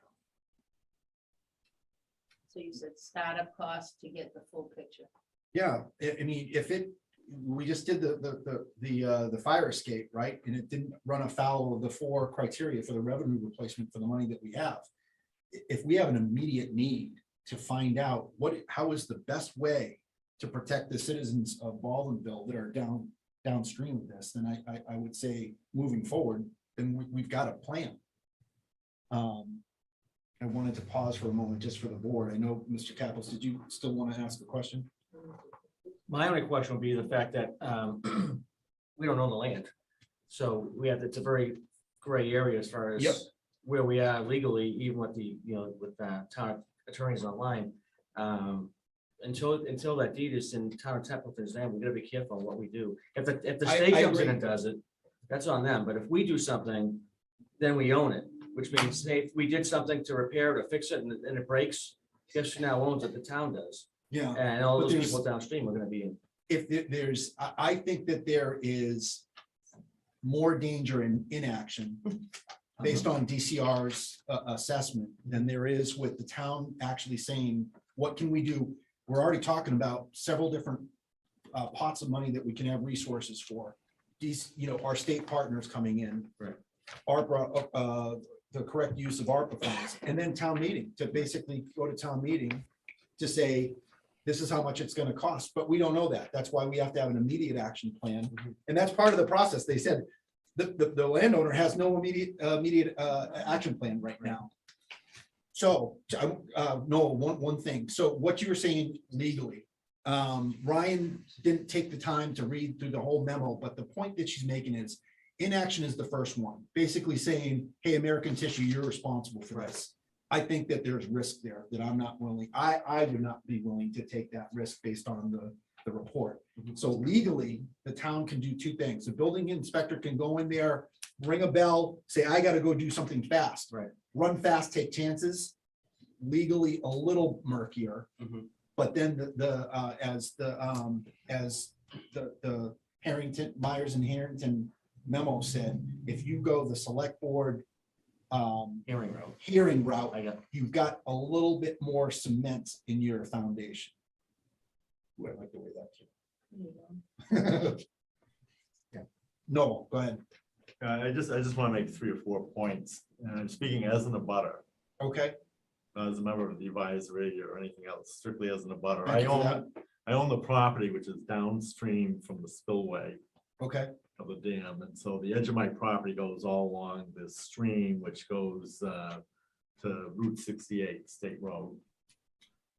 First thing I would like to say is I'm very appreciative of the fact that Adam and the DCR folks, sent me as an abutter this notice. Very appreciative of that. Frankly, I'm quite surprised that none of the other 24 abutters were downstream and whose properties are in a lot more danger than my own property. I'm very surprised it didn't show up. I'm also appreciative of the actions that the town. I kind of could guess that. I'm also very appreciative of the actions the town has taken to keep the culvert area clear. It's been very helpful. I've noticed, and I walk there every day. The level of the pond has come down probably 2 or 3 feet, which is a significant amount. I think what the town should do, because I think it would make the town's position legally a lot stronger, is that the town should try to serve the owners personally. Not just a certified letter, but in-hand personal service, because that would probably trigger actions, enforcement actions that in particular the state DCR could take. And you really should, I would strongly recommend that you do that. The other item is I think you really need to try to define or get your arms around whether this is a small problem or a big problem. Is you, just in rough figuring, I read the report, I read it through. You have between 26 and 80, 53 and 83 acre feet of water. So you have somewhere around 20 million gallons if the pond is just 1 foot thick. But if it's an average of 5 feet thick, you got 100 million gallons. And if it's an average 8 feet thick, you got 130 million gallons. So if you have a sudden release of 130 million gallons, that's a lot different than maybe 8 or 10 million gallons. My other concern is talk about the breach. And again, it goes to the number of gallons in the pond. If you're going to breach, it's one thing to breach and have a controlled release when you have, maybe 2 or 5 or 10 million gallons. But if you have 130 million gallons, that could be a completely different animal. And I agree. It might be, much more difficult to breach it. The other, finally, I'd just like to say, I think there is something temporarily that needs to be done. My wife and I have walked there, every day. We walk there every day. I have noticed more water, that is coming under. I've noticed more water, in the present than there were either 2 years ago or 5 years ago.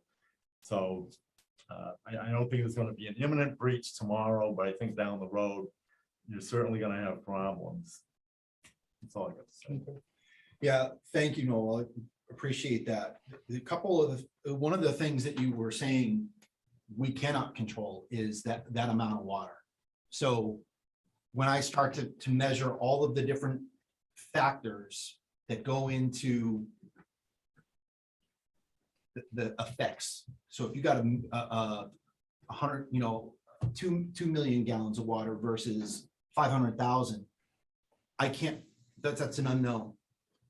What I can figure out is moving through the municipal process. And I think it's a good idea to try and go find the people. I don't know what legally can be done to actually serve them, the person that's, who is actually acting. Is it the son? Is it the elderly, sick person that is just, See, right now, legally, from a legal standpoint, they can say, I knew nothing about this because you haven't properly served them. But if you serve them in hand, then they know that there's a problem. Yeah. They know that they have a duty to fix Yeah. it. And the do state they in have a particular lawyer? can Is what I force wanna them to do Yeah. something. And do they have legal representation? Because that is a huge question for me. In all the research that I've done, whether we're talking about American Tissue or Temple Stewart, the amount of litigation and the many years that ensued from that is a problem for me when I'm looking at, we're not using the word imminent yet, but we're looking at life, health and safety problem. Legal problem, I just want to make sure that we've got a good foundation, right? So we can actually move through the process and they say, Templeton, did you cross your T's and dot your I's? Yes, we did. Meanwhile, we're either demolishing whatever the study that we do, a quick, something that we can figure out what needs to be done in a time-phased approach. I definitely heard what you said, because you don't want to all of a sudden say, we're removing it. Wait, you got 20 million gallons in there. Why don't you wait, or wait until the controlled release is a little bit better? We got to have a plan, a planned tactical response that also nests within our legal response.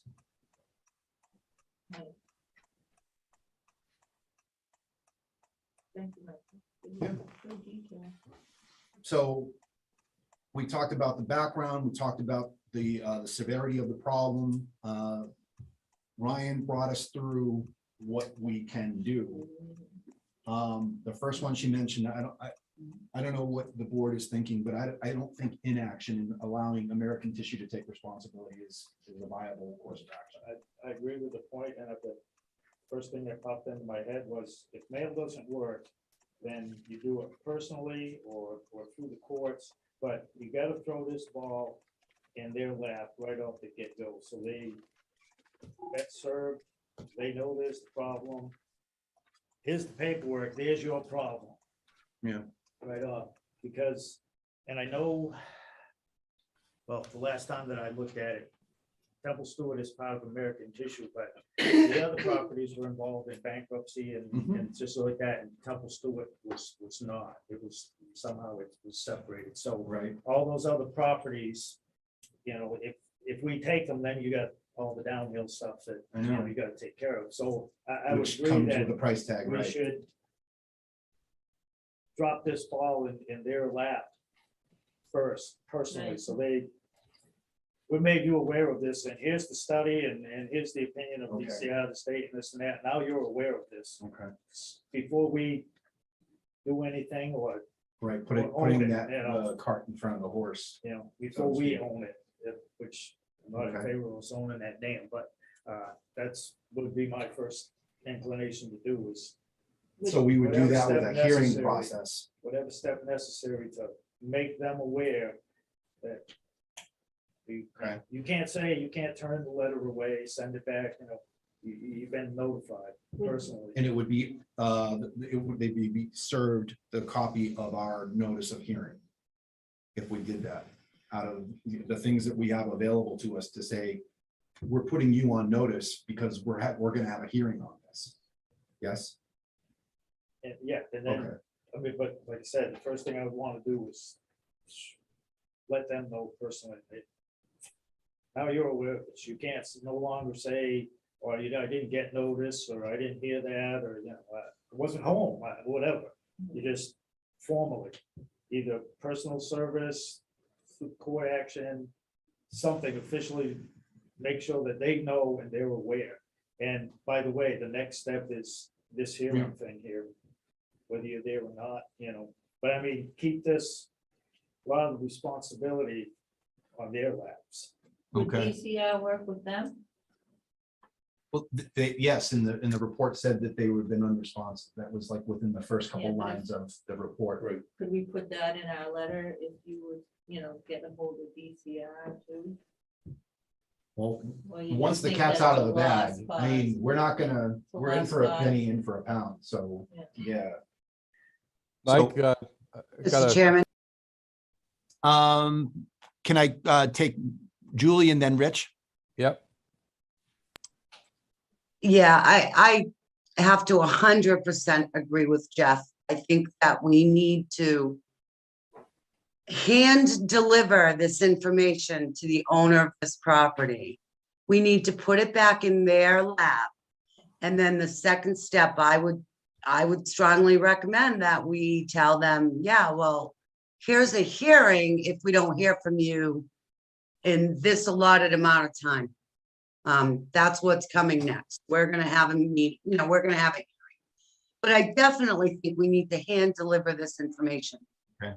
Put it Ryan, back in their lap. how would you do that? If the last known location is New York or New Jersey, how do you serve something like that to someone that's out of Massachusetts? I wouldn't have, oh, okay. Sorry, Julie, go ahead. No, you go ahead. I'm sure you have the answer for that. So you would need someone who could serve process in New York. We could definitely help you Okay. get someone to do that. Donna, I don't know if you have any additional thoughts if you're here. on Yeah, that I'm question. here. Yes, I'm here, and you're right. We can easily contact a sheriff for the county in which they're located and email down the notice to them, and the sheriff's office there can serve process. Okay. Rich, and then I've got something. Okay, just so, just food for thought. My opinion is with this guy is that he's purposely not going to do anything about this in hopes that we'll take care of it for him. I really do believe that. I believe he is waiting until we take care of the issue, and then it's not going to cost him anything. I mean, he hasn't paid us a cent in how many years now? You really think he's going to before he dies? So, we got to worry about how much money we're going to spend. Up into many different things, but when we were talking earlier about this is not the only property, I think that there's some negotiation potential. Correct, but they're all separate lots. I know there is, and that's why I was trying to talk with Luann about this. I think that's going to be for another discussion about how we would play through that. But at least from the consensus in the room, we want to make sure that the person responsible is at least the spotlight is put on them in a visible way. Let me. I want to read something that's really going to encapsulate at least the last couple of speakers from the legal review. Alternatively, the board may exercise its authority to make repairs or demolish the structure without taking the land.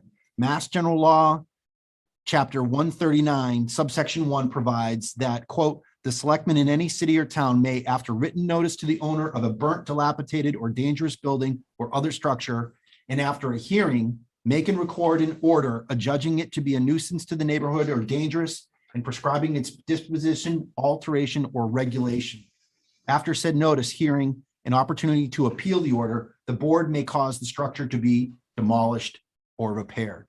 And the cost of doing so shall be considered a debt owed by the owner to the town, recoverable in a contract action, and so on and so forth with 139.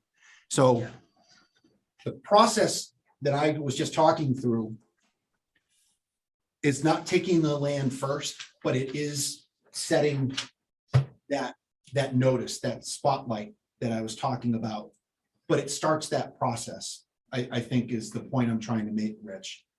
Even if their design is that they don't want to do anything, I can at least start a process that allows or affords them the opportunity in a very public way to try and make amends, but then also lights that fuse to try and get something done. Because ultimately, I believe that, me and the board's responsibility is to address that life safety health, is the potential for that structure to fail and have a potentially catastrophic or life affecting event happen. And I don't want that to happen. And time is of the essence, whether it's 20 million gallons or 5 million gallons. I've got to be able to have, to do something about it that's legally sufficient and that can be funded. It's been a lot of time. You did a great job, Frank. Appreciate it. Mr. Chair, if I can. Yep. With that, I think if the board has consensus to proceed forward to have town council review with me the actions necessary to put the notification personally served forward.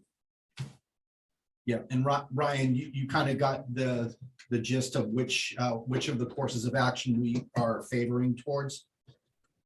And Yes. Donna, sorry, I forgot that Donna's on there as well. Yes, it seems like, I mean, at this point, you could initiate the sort of select board process with that notice, send the report from DCR as well, along with the notice. Which asking them to appear at that hearing. Okay, Asking them to appear at the hearing. what do the butters think of that so far? Right direction? Yes. Okay. All right, anything else? Yeah, Ryan, thank you, because my thought process, we've attempted to send this by a certified mail. Their decision not to take action is an action in and of itself.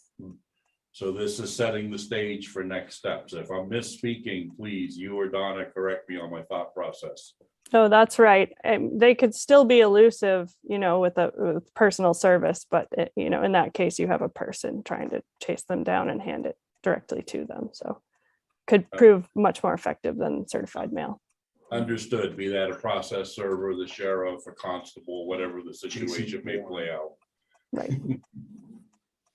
Thank you. Thank you. All right. Final thoughts? All right, we're gonna move on. All right, thanks everyone. Thanks, Rich, Donna, Ryan. Thanks to our abutters for coming and making any comments. I think that was a good discussion, and we've got a way forward for that. All right. No motion, this is- No, just discussion consensus. Okay. All right, our last item within new business. Where am I? It is ambulance receipts. I believe Adam and Chief Dickey have that. Yeah, Mr. Chair, Chief Dickey, if you could come up here. Can you hand me back here? You need me to move up? I think you'll be fine. I guess I'll sit back there. Okay. This was, this is what we had talked about back last summer, the ambulance receipts and the billing and the write-offs and so forth. And this was just a very quick update because we're coming into January in a week or so, which will be the beginning actually of this, where we are working with the billing company, where it begins with every January and June, we're gonna request the over 150 days to be able to send them their last notice and start the process. Right. And we just, Adam and I just wanted to, just to update the board that, it hasn't been forgotten and we are starting the process.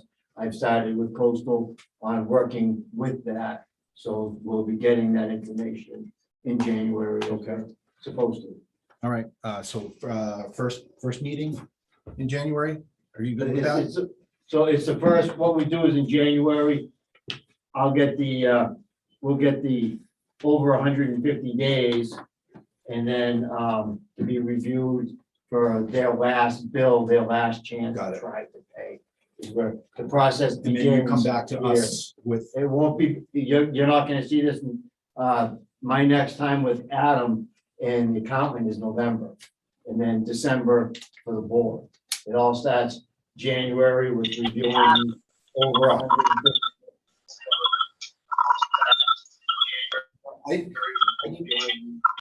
hang on one sec, Chief, I'm sorry.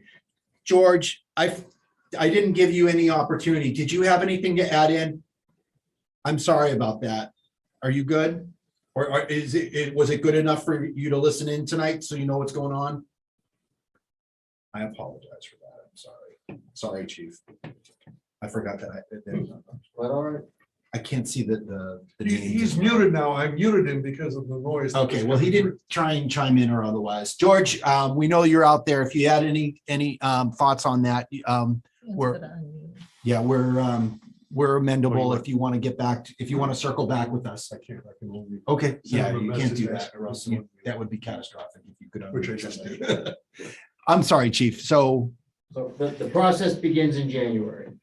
Coastal will be sending us the accounts over 150 days for processing of the last bill, their last chance to pay before we move on with the collection agencies and so forth. okay, And then by November, be working with Adam and Kelly in the accounting office to go and Coastal to determine what is determined to be written off at that point. all right. And I believe we had talked about the policy. You've got a policy leading into this, right? Yes, it was a Okay. policy that the board Yep. voted to adopt. It was back either the end of August or the very Yeah, I beginning think so. of Yeah. September. But this is really because of where everything starts. This was just a lead up to, say we are still working on it and Okay. move forward. That's all. Just an update. Any questions for the chief? Do you have an idea of what's sitting on the books, like right now, that potentially would be written off? I do not. I'm still working with Coastal on that first thing. And there is the possibility too, that with their first report to us, because it hasn't been done in so many years, they may just tell us in January, here's what we recommend writing off now, and here's what we recommend moving into the over 150 days. And if that comes up, you could be hearing from me in January that says, here's what we caught in the very beginning for a write-off, and now we're moving forward with the 150 days plus. But I won't know until I get my report in January. Mr. Chairman. Chief, is this after third-party billing's already been completed, or is this prior to third-party billing? No, this is all part of it. This was a revamp of the billing policy on, and it states how often they send out bills, when they send out bills. It's entirely, it's a full third-party billing process. And as far as the write-off policy that's there, I mean, obviously that's gonna go back to the Board of Selectmen to make a determination of what's being write off Yes, after the third-party billing's been completed? correct. Understood, thank you. Any other questions for chief? Chief, thanks. We look forward to seeing that in January. Is George still on? Yes. George, just to circle back, did you have anything about the dam? I didn't circle back with you before we moved on to the next agenda item. Did you have anything you wanted to add about from conservation? No, we've walked it and we know what's going on, and there's nothing we can do other than what you guys are doing now. We're just gonna watch and see and what happens. That's all we can do. Okay. I appreciate you listening in tonight, and we'll definitely keep you up to date with everything as we go through this process that we've identified tonight. Okay, thank you, Mike. I appreciate it. Absolutely, George. All right, good night. Good Good night. night, George. I hope. Good it's night, a- everybody. Night. Thanks, Merry George. Christmas. I hope. it's a- And you, and to all of you. Thank you, George. Hope it's a Bye-bye. comfort to the butters to hear how much attention is being paid to that whole situation over there. If they're watching tonight, I mean, Yeah. that'll be a good thing. Well, people are going every day. Yeah. All right, we are moving into old business. Our first item of old business is action related to a bylaw change submitted by Jeff, Mr. Bennett, and we've got the italicized and bolded version. You want to walk us through that, Jeff? Yes, the previous meeting, I had submitted one, and the changes that I had thoughts on and seeing how the board felt were in bold. And then Night, Bob. I wasn't able to make that last meeting, so I had some more thoughts on, as I was going through the bylaws of from the municipal directory, of like 292 towns out of the 351 cities and towns. So I found some other points, and this all goes off. I've actually been considering this thinking about this stuff for a while, but as you know, last year, we didn't have a moderator run, take out papers. And at the last minute, we had someone who said, if you write me in, I'll take the job. So two things was going to happen. We potentially didn't have a moderator to fill any vacancies on the advisory committee, which came up, and did not have a quorum for the advisory committee. So they could not use the existing bylaw to fill vacancies. And it's not the first time that we didn't have a moderator elected, but we've always had one or the other or both in place. Last year maybe been a perfect storm, I don't know. But back in March, there was the latest DLS financial review follow-up from the 2009 one, and they had suggested lowering the membership on the advisory committee from 7 to 5. And when the advisory committee was originally constituted, it was 9 members. I was trying to find exactly what date it was, but about 10 years or so ago, it went from 9 to 7 because they were having a problem. Like a lot of community committees and stuff in our town and other towns, getting people to volunteer for a lot of different reasons, mainly time and the commitment. And also DLS had recommended that perhaps like refocusing the role, or consider, the role changing of the advisory committee, which really was changed from a budget standpoint back to 2014, when town meeting followed up the 2013 town meeting, creating a town administrator. In 14, the town voted to have, rather than the advisory committee, by way of Mass General Law 39, Section 16, create the budget and present it as town administrator, with the Board of Selectmen do it. So the role of the advisory committee had changed right then and there. So following off that and the DLS financial review, I had originally submitted 5 registered voters, and also none of whom should be an elected town officer, an appointed official receiving a salary, or a town employee. Which, and this point came up a year or so ago. Like, say somebody was on, I don't know, conservation or cultural council or something, could now, I would propose to allow them to serve on the advisory committee. They don't really have a big budget.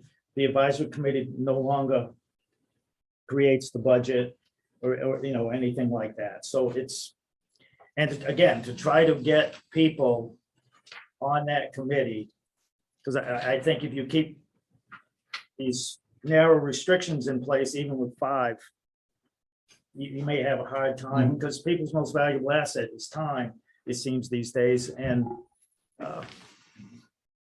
so I'm considering proposing expanding the availability of the people who could get on advisory in a different role, because it's no longer focused on the budget. The biggest thing that they do near the budget is recommendations to town meeting. And I mean, if somebody that's on conservation, they got a little itty bitty budget. It's, I just don't think it's that big of a deal. So in between our last meeting and this meeting, under appointments, I had changed that to, because I didn't want to leave it hanging out there. If we go from 7 to 5, basically talking about a reset, and explain how the reset would happen, because my experience tells me that there'll be interpretation from X number of people that, oh, it's this way, oh, it's that way. I'd rather have it in writing in the bylaw, which I saw in other communities. It's spelled out like that. It would be the, upon the effective date of the When the AG the says. revised article, Right, yeah. because town meeting says yes. If town meeting says yes, it doesn't officially go into effect until the AG says so. And that could be in August, could be September. So I would propose, my other addition was upon if the revised bylaw passed, upon its acceptance by the AG, the terms of all members would terminate. Yeah, I And understand. then at the next meeting, the moderator would appoint the With the 5 new stagger, members to serve until the next annual town meeting. If it works out, it's at a special town meeting. And it just spelled out Yeah, I pretty much the understand. same year and year. And then under vacancies, this is where it's kind of a big change for Templeton, but it's not out of the norm. There are other towns, majority of them, vacancies are filled by the moderator. I Yeah. found 23 towns where the advisory committee fills vacancies. It's in the minority. But again, we were in a position last spring where we almost didn't have an advisory committee because if there wasn't a moderator and there wasn't a quorum, how are you gonna have one? So I would propose that midterm vacancies after annual town meeting and until the next town meeting, that the advisory committee would notify the town administrator, who would check to see if there's any interest forms in thinking. And if there is, or if they post them, then the midterm vacancies would be filled by the Board of Selectmen, because there's always going to be a Board of Selectmen. It might not always be a quorum on the advisory. There might not be an elected moderator, but there will always be a Board of Selectmen. And we'd only be filling it until the next annual town meeting. I mean, it could happen in July, it could happen in September, it could happen in February. At the most, it would be less than a year. Understood. To have that done. And then under 9.4, the review of the warrant articles. The big thing I made was taking the public hearing requirement away because it's not required by any law. It's even stated in the handbook of the advisory committee, Association Town Finance Committee handbooks. A public hearing which triggers the legal advertising and the time constraint, it's not required by law. And I didn't make this up. I saw this on a couple other communities where it's mandated that you have a meeting where all department heads, officers, and residents will be heard. So you have a mandate that if you go to a pre-town meeting, you will be heard if you raise your hand, but you don't have the public hearing, which triggers the legal advertising. So we cut the cost of the committee and we cut down on the time constraint of having to get a hold of the Gardner News and put ad in, and then it comes back and you got to proofread it to make sure you're getting what you submitted, and then it gets published, and you can't have the pre-town meeting until that happens. So by eliminating the requirement of a public hearing, but have a pre-town meeting where anyone who attends will be heard. So you mandate you will be heard if you wish to have questions on the warrant or the budget of the advisory committee, but you don't have the public hearing. I see what you're doing. Yep. And I would also request, in addition to the review of the warrant articles under 22-6, which is basically stating that the advisory committee will receive the warrant from the selectmen and stuff. Yep. I would propose additionally getting rid of that section out of the bylaw. So you don't have two places that says the same thing, which I thought, my What section understanding. was that? 22-6.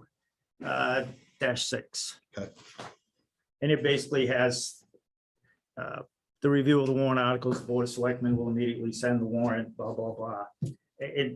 It says the same thing in two places, and I just, in addition to changing this bylaw, just eliminate that section, so we don't have two places in the bylaw that says the same thing.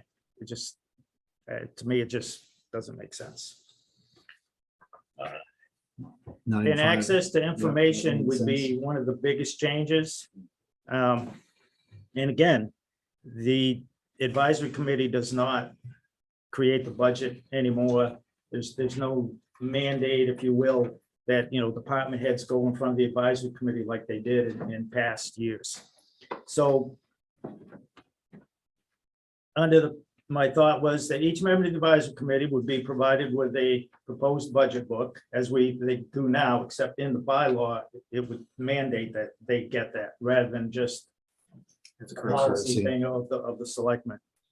They would have access to, they would be sent all quarterly reports,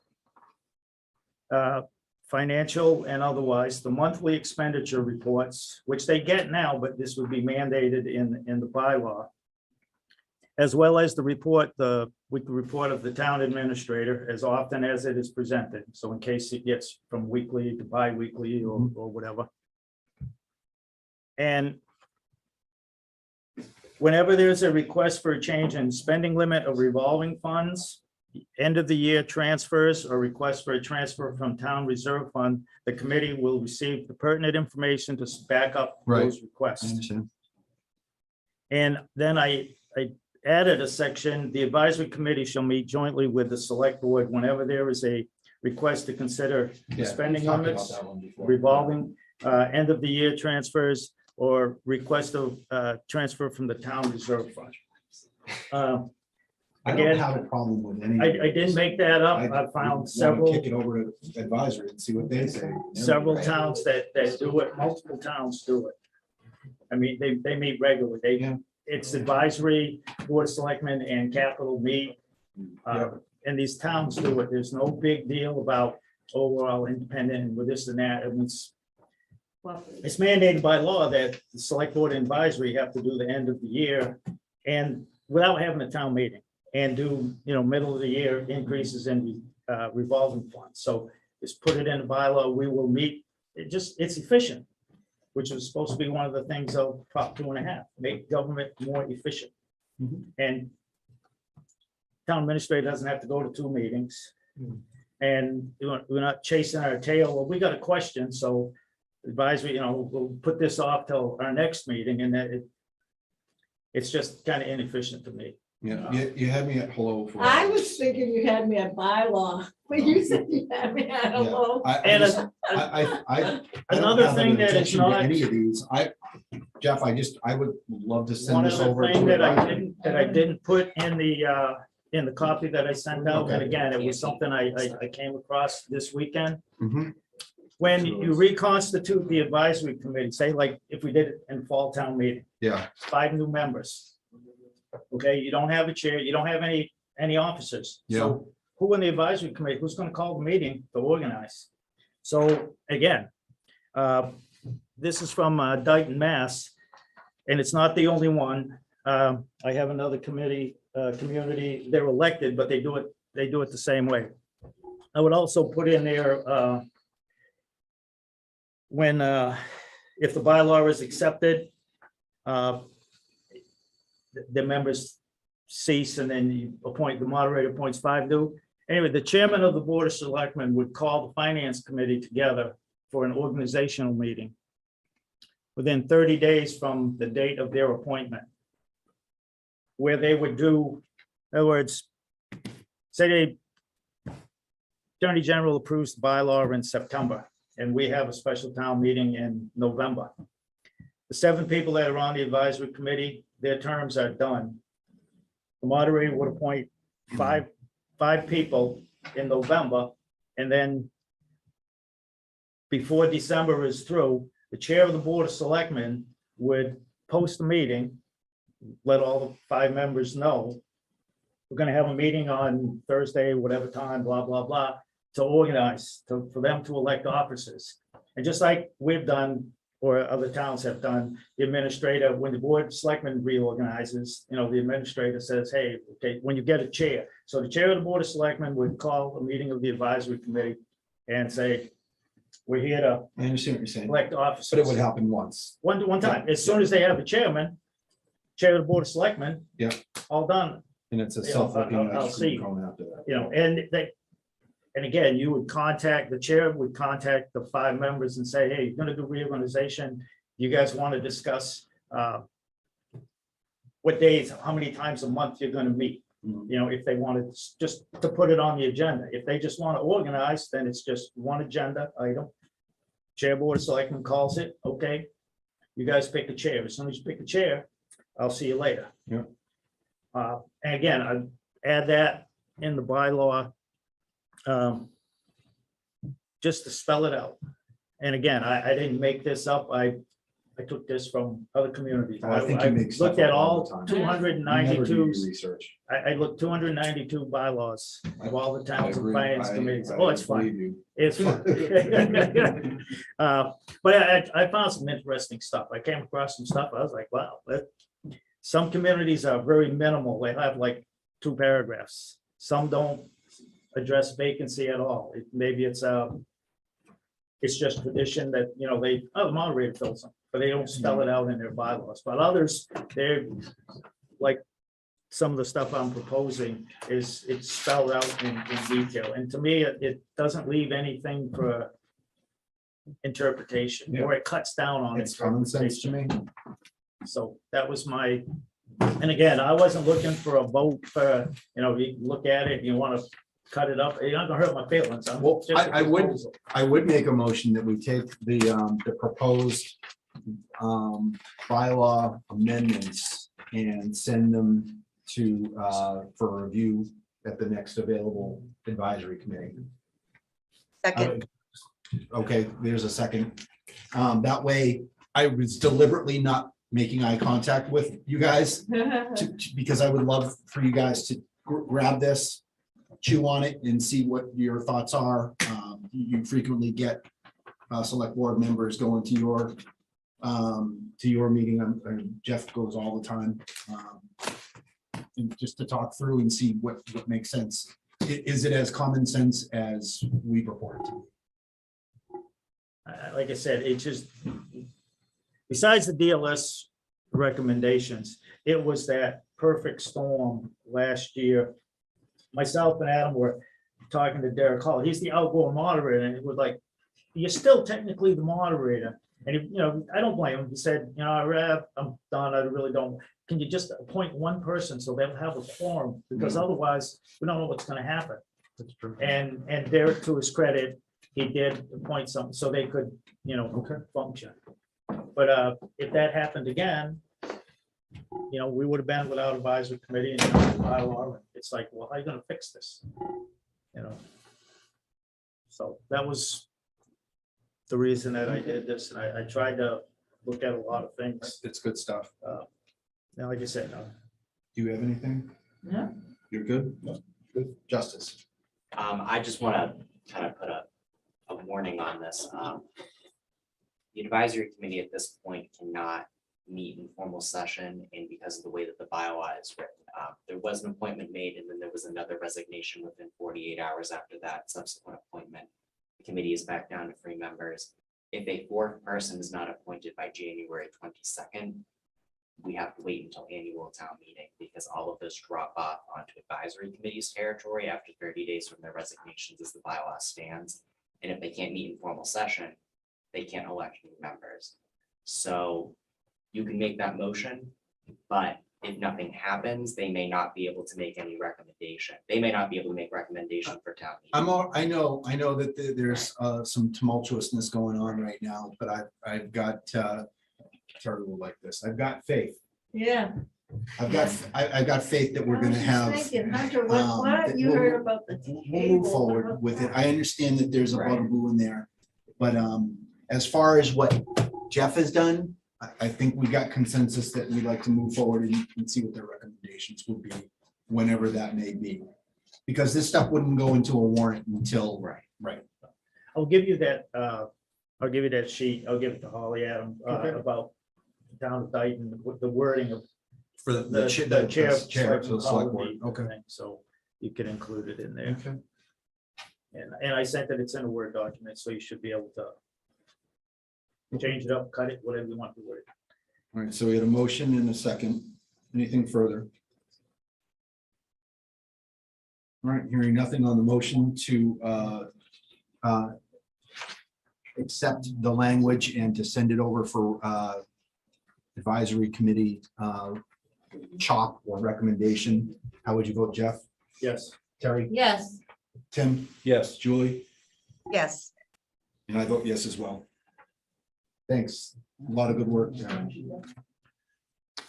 All right, we've got, other than just some board member comments and otherwise, we've got one more action item that will, we are gonna go into a executive session for Mass General Law, Chapter 30A, subsection 21A2, to conduct a strategy session in preparation for contract negotiations with non-union personnel. I do expect to come back out of that executive session meeting for a vote. So at this point, I would make a motion to go into executive session with possible action afterwards per Mass General Law, Chapter 30A, subsection 21A2, to conduct strategy in preparation for contract negotiations with non-union personnel. Who, Second. who or what is the subject? It's the action related to the extension of the employment contract for the accountant. Okay, I just Yep, wanted that in. okay, absolutely, yes. Okay, we had a motion in a second. Any further discussion? Okay, on the motion to go into executive session with possible action afterwards, Mass General Law 30A, subsection 21A2, how do you vote, Jeff? Yes. Terry? Yes. Tim? Yes. Julie? yes. And I vote yes as well. Merry Christmas, Happy New Year. All right, we will be going just a brief recess so we can get the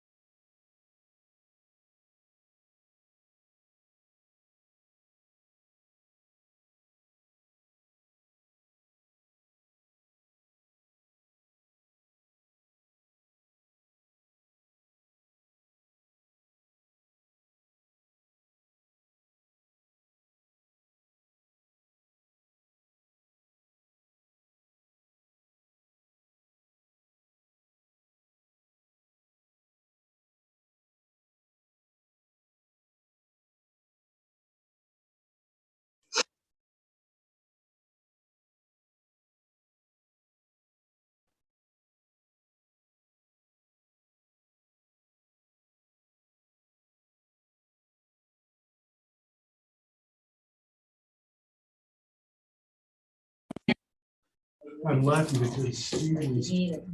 I'm gonna be so careful about. not Hannah, we're shutting back. down the Session too early.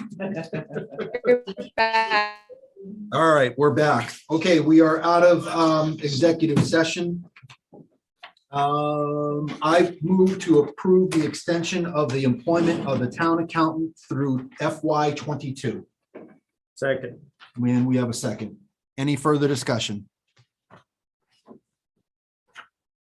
Hearing none on the motion to approve the extension of the employment of the town accountant through FY 22. How do you vote, Jeff? Yes. Terry? Yes. Tim? Yes. Julie? Yes, And I vote yes. So that's 5 yeses. Okay, thank you. All right, we're back in public session. We only have one more thing to do, and that is our board member comments and reports.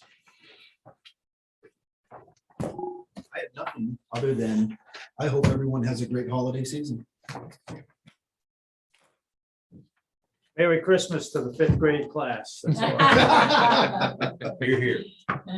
Yeah, Merry Christmas, Happy New Year. Tim, you good? Yep, I'm good. I'm all set.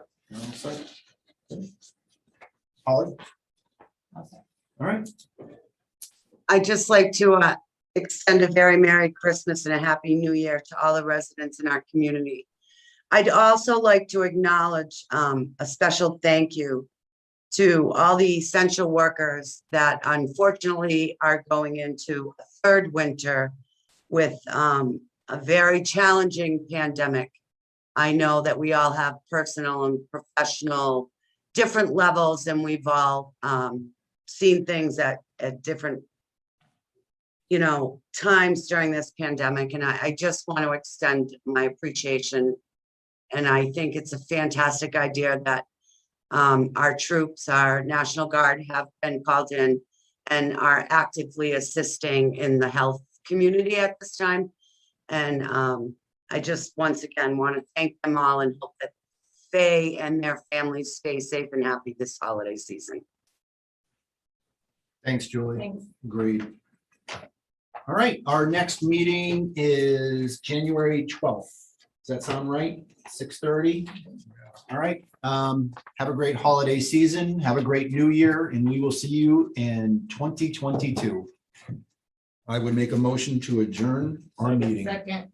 And we have a second. All those in favor of adjournment signify by saying aye. Aye. Aye. Any opposed? Hearing none, we are adjourned at 9.